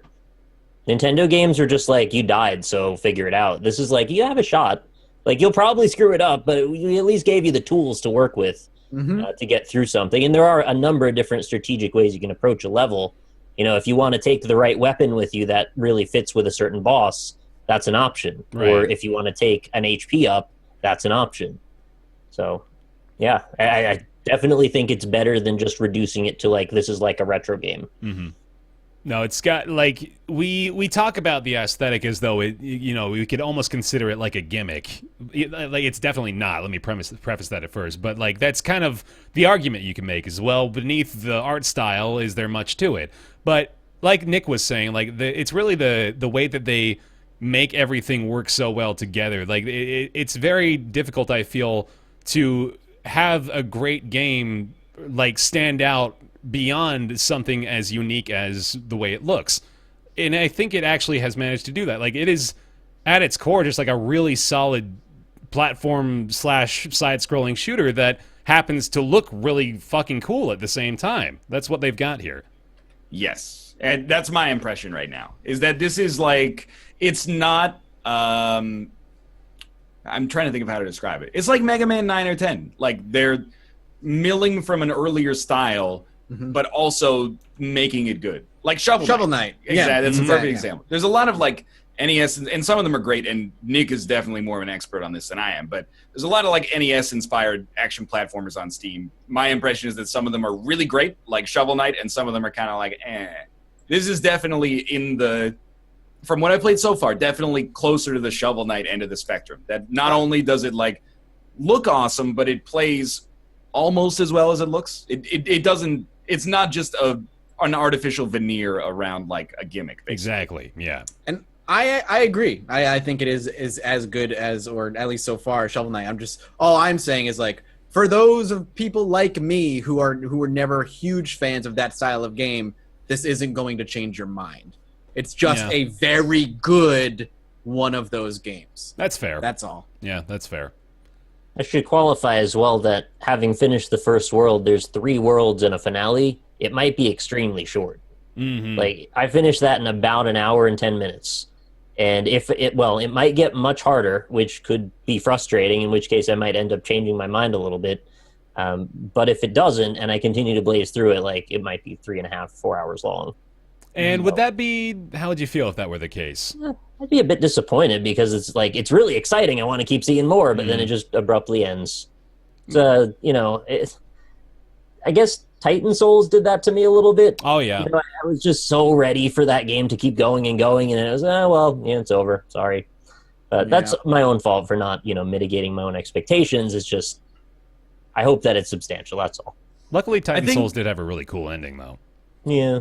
I don't think it is, to be honest. Like, I'm not saying the ending is bad. I'm saying I don't think it is. I don't think they're going to surprise you and have it be like 8 hours long. I think it probably gets tougher, is my estimation. But I imagine it's kind of like Nintendo long as well. Like, you can beat Super C in like an hour and a half without even speedrunning, just from like not being really, really bad. Right. Any of the Mega Mans are pretty short as well. Yeah, that's once you know like the line through like Mega Man 2, you can beat it in under 2 hours pretty easily. And I mean, even like Super Mario World, we're not good at the games. We beat it on stream, or at least got to like the final castle on stream in like 80 minutes or something. I got to the goddamn sun level. I was so mad. That's Super Mario 3. And that sun level has sundered many a good man in its time. Sundered? Yeah.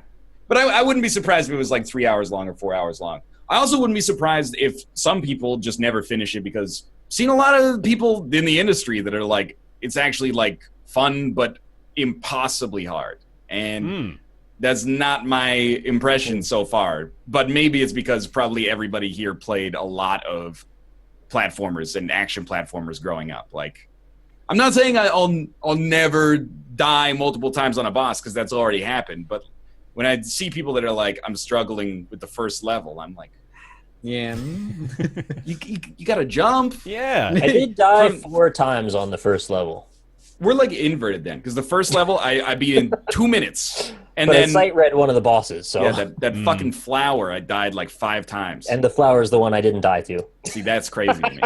I died to flower at once. Like I think each boss that I fought. No, the one that beat me a couple times was the blue slime monster. Oddly, I was misjudging his jumps every single time. I got my ass kicked by Double Frogs a couple times, but ultimately, You guys made it through the tutorial, okay? No. I like almost don't even want to talk about it. But All right, okay. yes. I think I got through the tutorial in like 5 seconds. A little longer than I would have liked. To be fair, and I think you do have to be fair here, I've seen the tutorial, so you had a little bit of a preview. Coming, yeah. On the tutorial, and on the first level, I suppose. I mined it for a cheap joke. Yeah, That's all I did. One of the top reviews is by Dean Takahashi, so everybody's already on top of it. You don't need to worry about it. All right, good. Oh, man. I mean, you gotta know. Yeah. It's like... And everybody's gonna be tripping over themselves to be like, well, I only died 4 times during... Yeah. I will say, like, I kind of don't like the parry system. It doesn't make I don't sense. understand the point of the parry system. Yeah, outside I of just think it's just a for... couple of coins that are just out of the way. I think it's just for something like... Well, here's a two-parter. I think it is just to give you something else to be graded on. But then the second part of that is I actually kind of like the grading system because it makes sense and you can understand why you're getting the grade you are.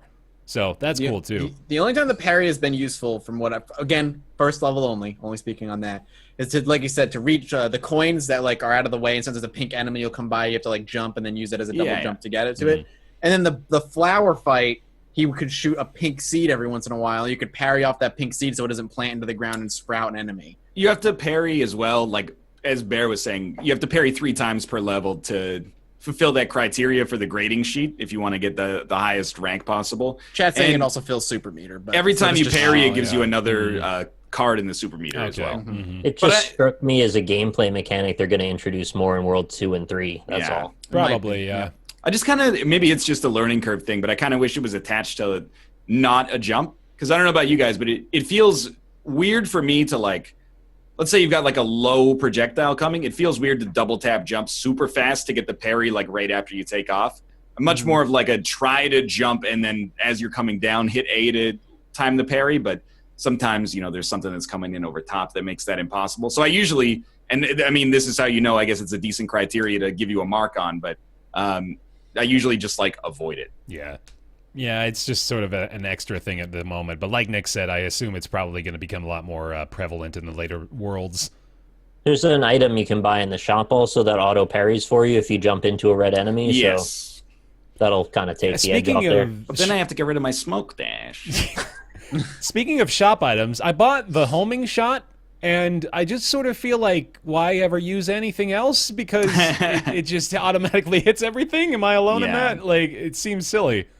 But yeah, anyway, it's like the variety of things that you can get in the shop is cool too. Like there's actually a good good deal of weapons that are available to you right out of the gate, and then of course I'm sure you'll be able to get more as you go. Just do you know, does the shop always stock the same items in the same order, and then when you buy them, it like purges one and pops another one in, or is it different for everybody? That's a good question. You guys remember so we all bought something, I imagine. So do you remember like what came down to replace what you got? Mine was like a big blue bottle of something. Was the third thing that showed up? I couldn't tell you. It was in the default list, but... No, I bought the heart first, and then I bought the three-way shot, and then I think the smoke bomb dropped down from there. I started with the smoke bomb. I didn't have access to the smoke bomb, so I guess it is different then. It might be different, yeah. I'm just in love with the presentation, though, man. Like they honestly completely nailed it with every aspect. Like even the audio, I love like the shopkeeper in particular. The way like his voice is so completely mangled in the recording. Yeah. Hello. Creeps me out, man. It's awesome. It's so perfect. It's like even in the description it says it's painstakingly created with the same techniques of the era, and you can tell like they have done their homework with this thing, and every little detail of it just breathes life, and from like the animations of the bosses to like the way that they die, the way that they attack your character, it's all so unique and so interesting and creative. Like it's just such a cool presentation. Did you hear the song when you go into the Dice Man's house? Yes, it's so good. That was great. It's so good.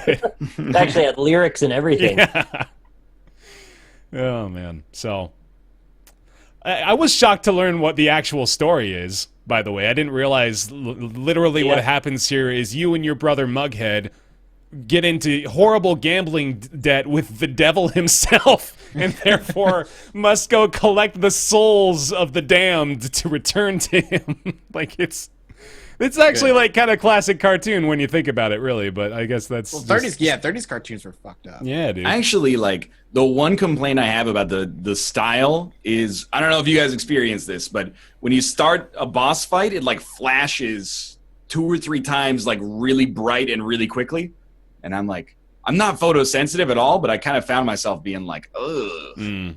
So just unpleasant. Yeah. Didn't bother me. I didn't really notice. Usually I notice that stuff too. Sorry, we're dropping frames here, folks. My bad. Nearly to the end. Don't worry. Yeah. Anything else for Cuphead? I think that'll about wrap it up. Yeah, I just want to see what it's like in the end. I mean, see what the finale constitutes and, the general scope of it. Or if it gets so hard that I just can't beat it anymore. That'll be interesting to find out. I've determined I'm probably going to end up playing it on YouTube, and I hope it doesn't turn out to be another End is Nigh for me, where I come into it with such like high hopes and enthusiasm, and then by level 10, I'm like, fuck this forever. I never want to play this again. I don't think you will, to be honest. Yeah. I mean, I haven't played it, so it's another Fortnite situation. But I think that you're better at games than the people that might have played it. You're trying so hard to be I'm trying to be delicate about the situation, but you got gaming IQ. I think you're gonna be fine. Yeah. The End is Nigh is like Built what I saw to at the end of torture. that game. It was torturous. Exactly. I got to. I'm not even going to be able to remember the name of the area, but it was like after you complete the first world, quote unquote, and get into the nega regions. That really, it was when they start naming sections like agony and anguish and despair and things like that. It's like, oh, that's very accurate. Yeah, you're right. I was very disappointed with myself that I couldn't finish off the Hollow Knight DLC. The boss fight you've got to do 10 times. Oh, that God, was like, yeah, man, just too much. Jeez. I feel like that would just drive me insane. It did drive me insane. I really wanted to finish it, but then I was like, this is going to make me throw my controller. I just don't. There's no reason to do that. Like, just wait for something else to come along. So yeah, I'm hoping Something else in Hollow Knight. I'm hoping they're making new content for that pretty soon too, aren't they? Yeah. Yeah, we got another little mini thing coming soon, and then the bigger thing by the end of the year. Yeah. Awesome. Yeah, anyway. And Dungeon. All right, yeah, damn. Dude, the end of this year is just, it is dense, and I am looking forward to it. I'm excited because right now I feel like I'm in a freaking dearth of things to play. I noticed I was zombie feeling the reboot. opposite. Yeah, there's too many things. Really? Maybe it's nothing I'm interested in yet. Yeah. I mean, Divinity by itself is like... I could look. If you gave me the option, I would just play that every single day. Dude, so our video that we posted today, we Yeah. recorded like last Wednesday or something like Yeah. that. Like, we're so far ahead. But I want to keep playing. But we can't because then, like, I'm not even going to remember at all what happens. You gotta add the 2 time more is hours up. rewatching your own videos. Right, Exactly. yeah. So that's why I We all got to do some Game of Thrones style recaps for the later episodes of the series, man. Last episode, Mathis sent Ryan on fire for the 70th time. I felt like I was in a dearth as well. And then we started playing Divinity and XCOM, and I'm like, oh, fuck. That's like Yeah, well, combined like 190 hours of video. Like, Did that's... you run into your first alien hunter yet? Yeah, and I smoked him because he's a little baby. What back one was bitch. it? It's a berserker. The Berserker Queen? Yeah, she's a little Oh, baby. see? I've run into her twice, and she's still not dead. It's pretty sweet. She like runs over and then like tries to smack you and then misses. Yeah. Like, because she's a freaking garbage fire. You know, Anyway. with Hob was this week, and then we also had Cuphead just now, and Yeah. then Hat in Time is next week, and then we'll be on top of Mario Odyssey. Wait, whoa! Hat in Time is next week? Yeah! Oh hell yeah! I didn't know that. Oh sweet. I already got a code for it. Anyway, And I know that like we'll probably talk about this on a future show, but Mm-hmm. it makes me a bad person. But I'm really excited for Shadow of War. you're a sinner. Did you know? Don't buy that. First game was real good. You're a sinner. Don't buy that. You're going to hell. First Chat, game was nobody in the chat buy that game. first game was real good. Doesn't matter. It was a masterpiece. I still haven't played it. Stretching it a little bit. It's really good. Don't It play is basically Arkham, but you're in Lord of the Rings world. Yeah, and Batman sucks, and Lord of the Rings is cool. While they're Well, talking about this, I'm going to Tell that remind to Rob. you all that Cuphead is available on Steam. It's $20. Came out today. You can get it right now. And that's going to bring us into the final segment. We're going to be talking with chat. We're going to keep the chat open this time, but we are going to prioritize the questions from the subscribers. We do want to thank the subs especially for supporting the show. Thank you all very much. But open chat right now. If you've got some questions, maybe a topic that you would like for us to address here in the final 10, 15 minutes or so of the show, feel free to let us know. But we are here, ready and waiting to take your call here on Roundtable Live. Subs, you got questions, especially we'll be looking for y'all, and let's keep an eye on it for the final 10 minutes. I will say as well, thank you very much for watching the show here today. Appreciate it. We do have the Patreon as well, patreon.com/roundtable. If you feel so inclined to throw us like $4 or $5 a month, feel free to do so over there, and we appreciate it. Thank you. Here, I just saw one. Go for it. Go for it. I want to come in easily. Of course. Said, what do you think of post-launch support and free content updates, not DLC, for non-story-based games, and how the standard is slowly changing or not? Mhm. I don't know what he means by that, but there's your question. We had a question like that. That was an roundtable question a little while back, kind of asking about like generally speaking how we feel that the industry has taken this in recent years, like the direction it's taken this in recent years, and I think I just kind of have come to terms with the fact that games don't release finished anymore. Like that's the standard these days, you know. Like it's from bottom to top. It's not an indie problem. It's not a AAA problem. It's games do not release in 1.0 anymore. And even if it says 1.0, there are changes that will be made. Community issues will be addressed. Patches will be put out. You know, like that's just standard at this point. You can see it from both sides, though. You've got the games will release not finished, but you've also got the games will release unfinished. Yeah. Meaning, like, you can get them Right. early. Right. Exactly. Potentially. But like, do you think that the devs are just like bad at their jobs? Yeah, all of them. They're all Well, that's Yes, what exactly. I'm asking.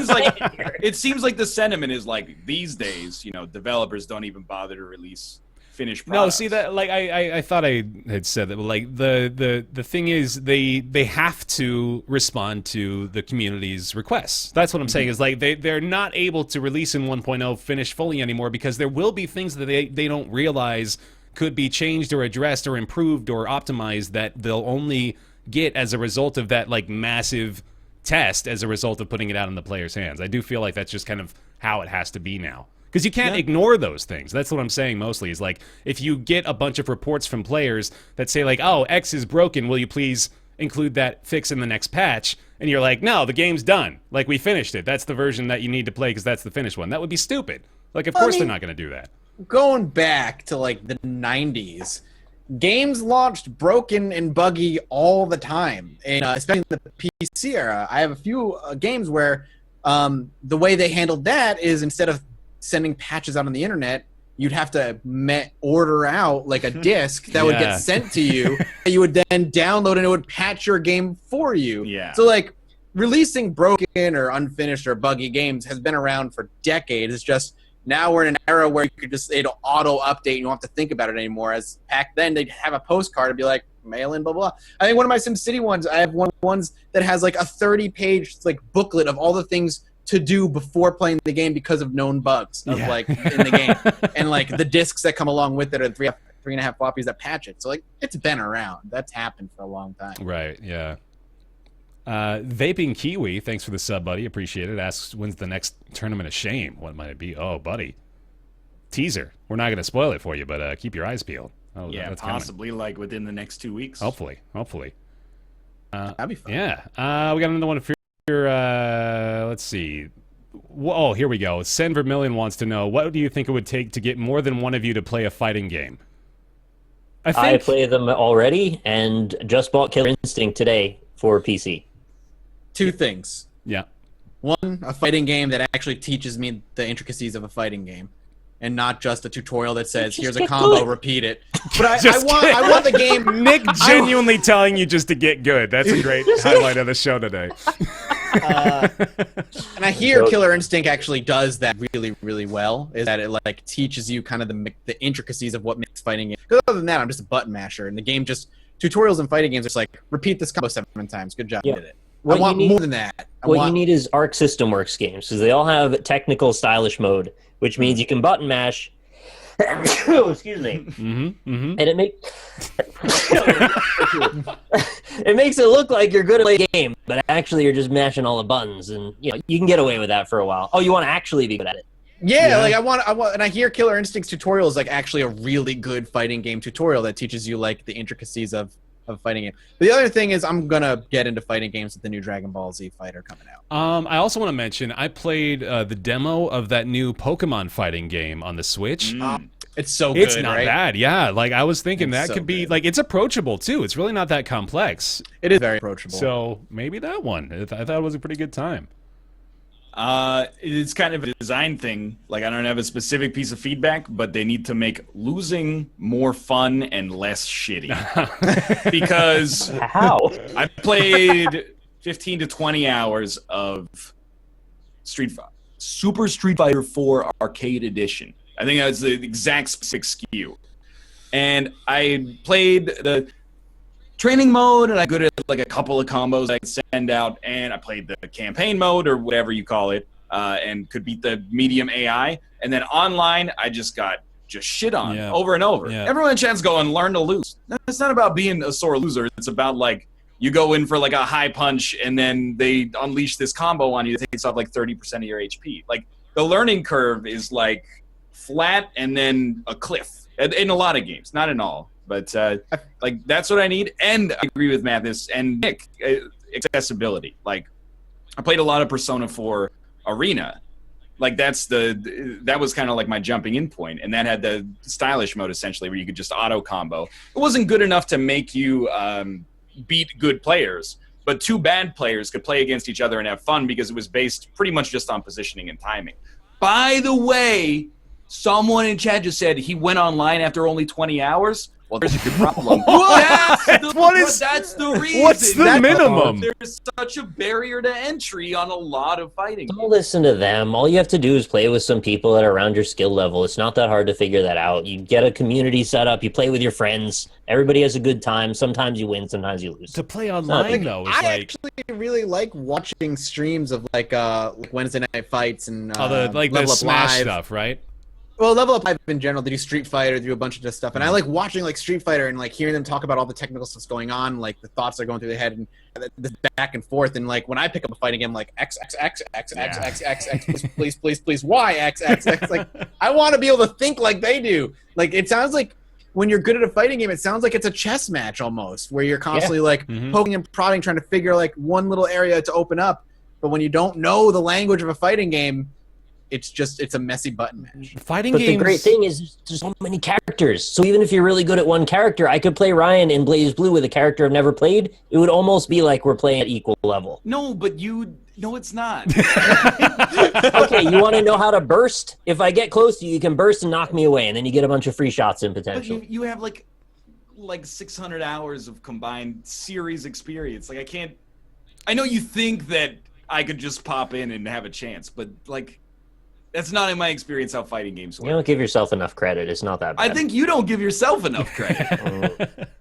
No, you're good. No, you're Oh, good. you guys, stop it. I want you to give it a chance is all. It's not that bad. Somebody asked... I am going all in on the Dragon Ball Z Fighter. I am saying I'm just going to force myself to learn that game because I want to play it. I am very curious to see what comes of that. I truly am.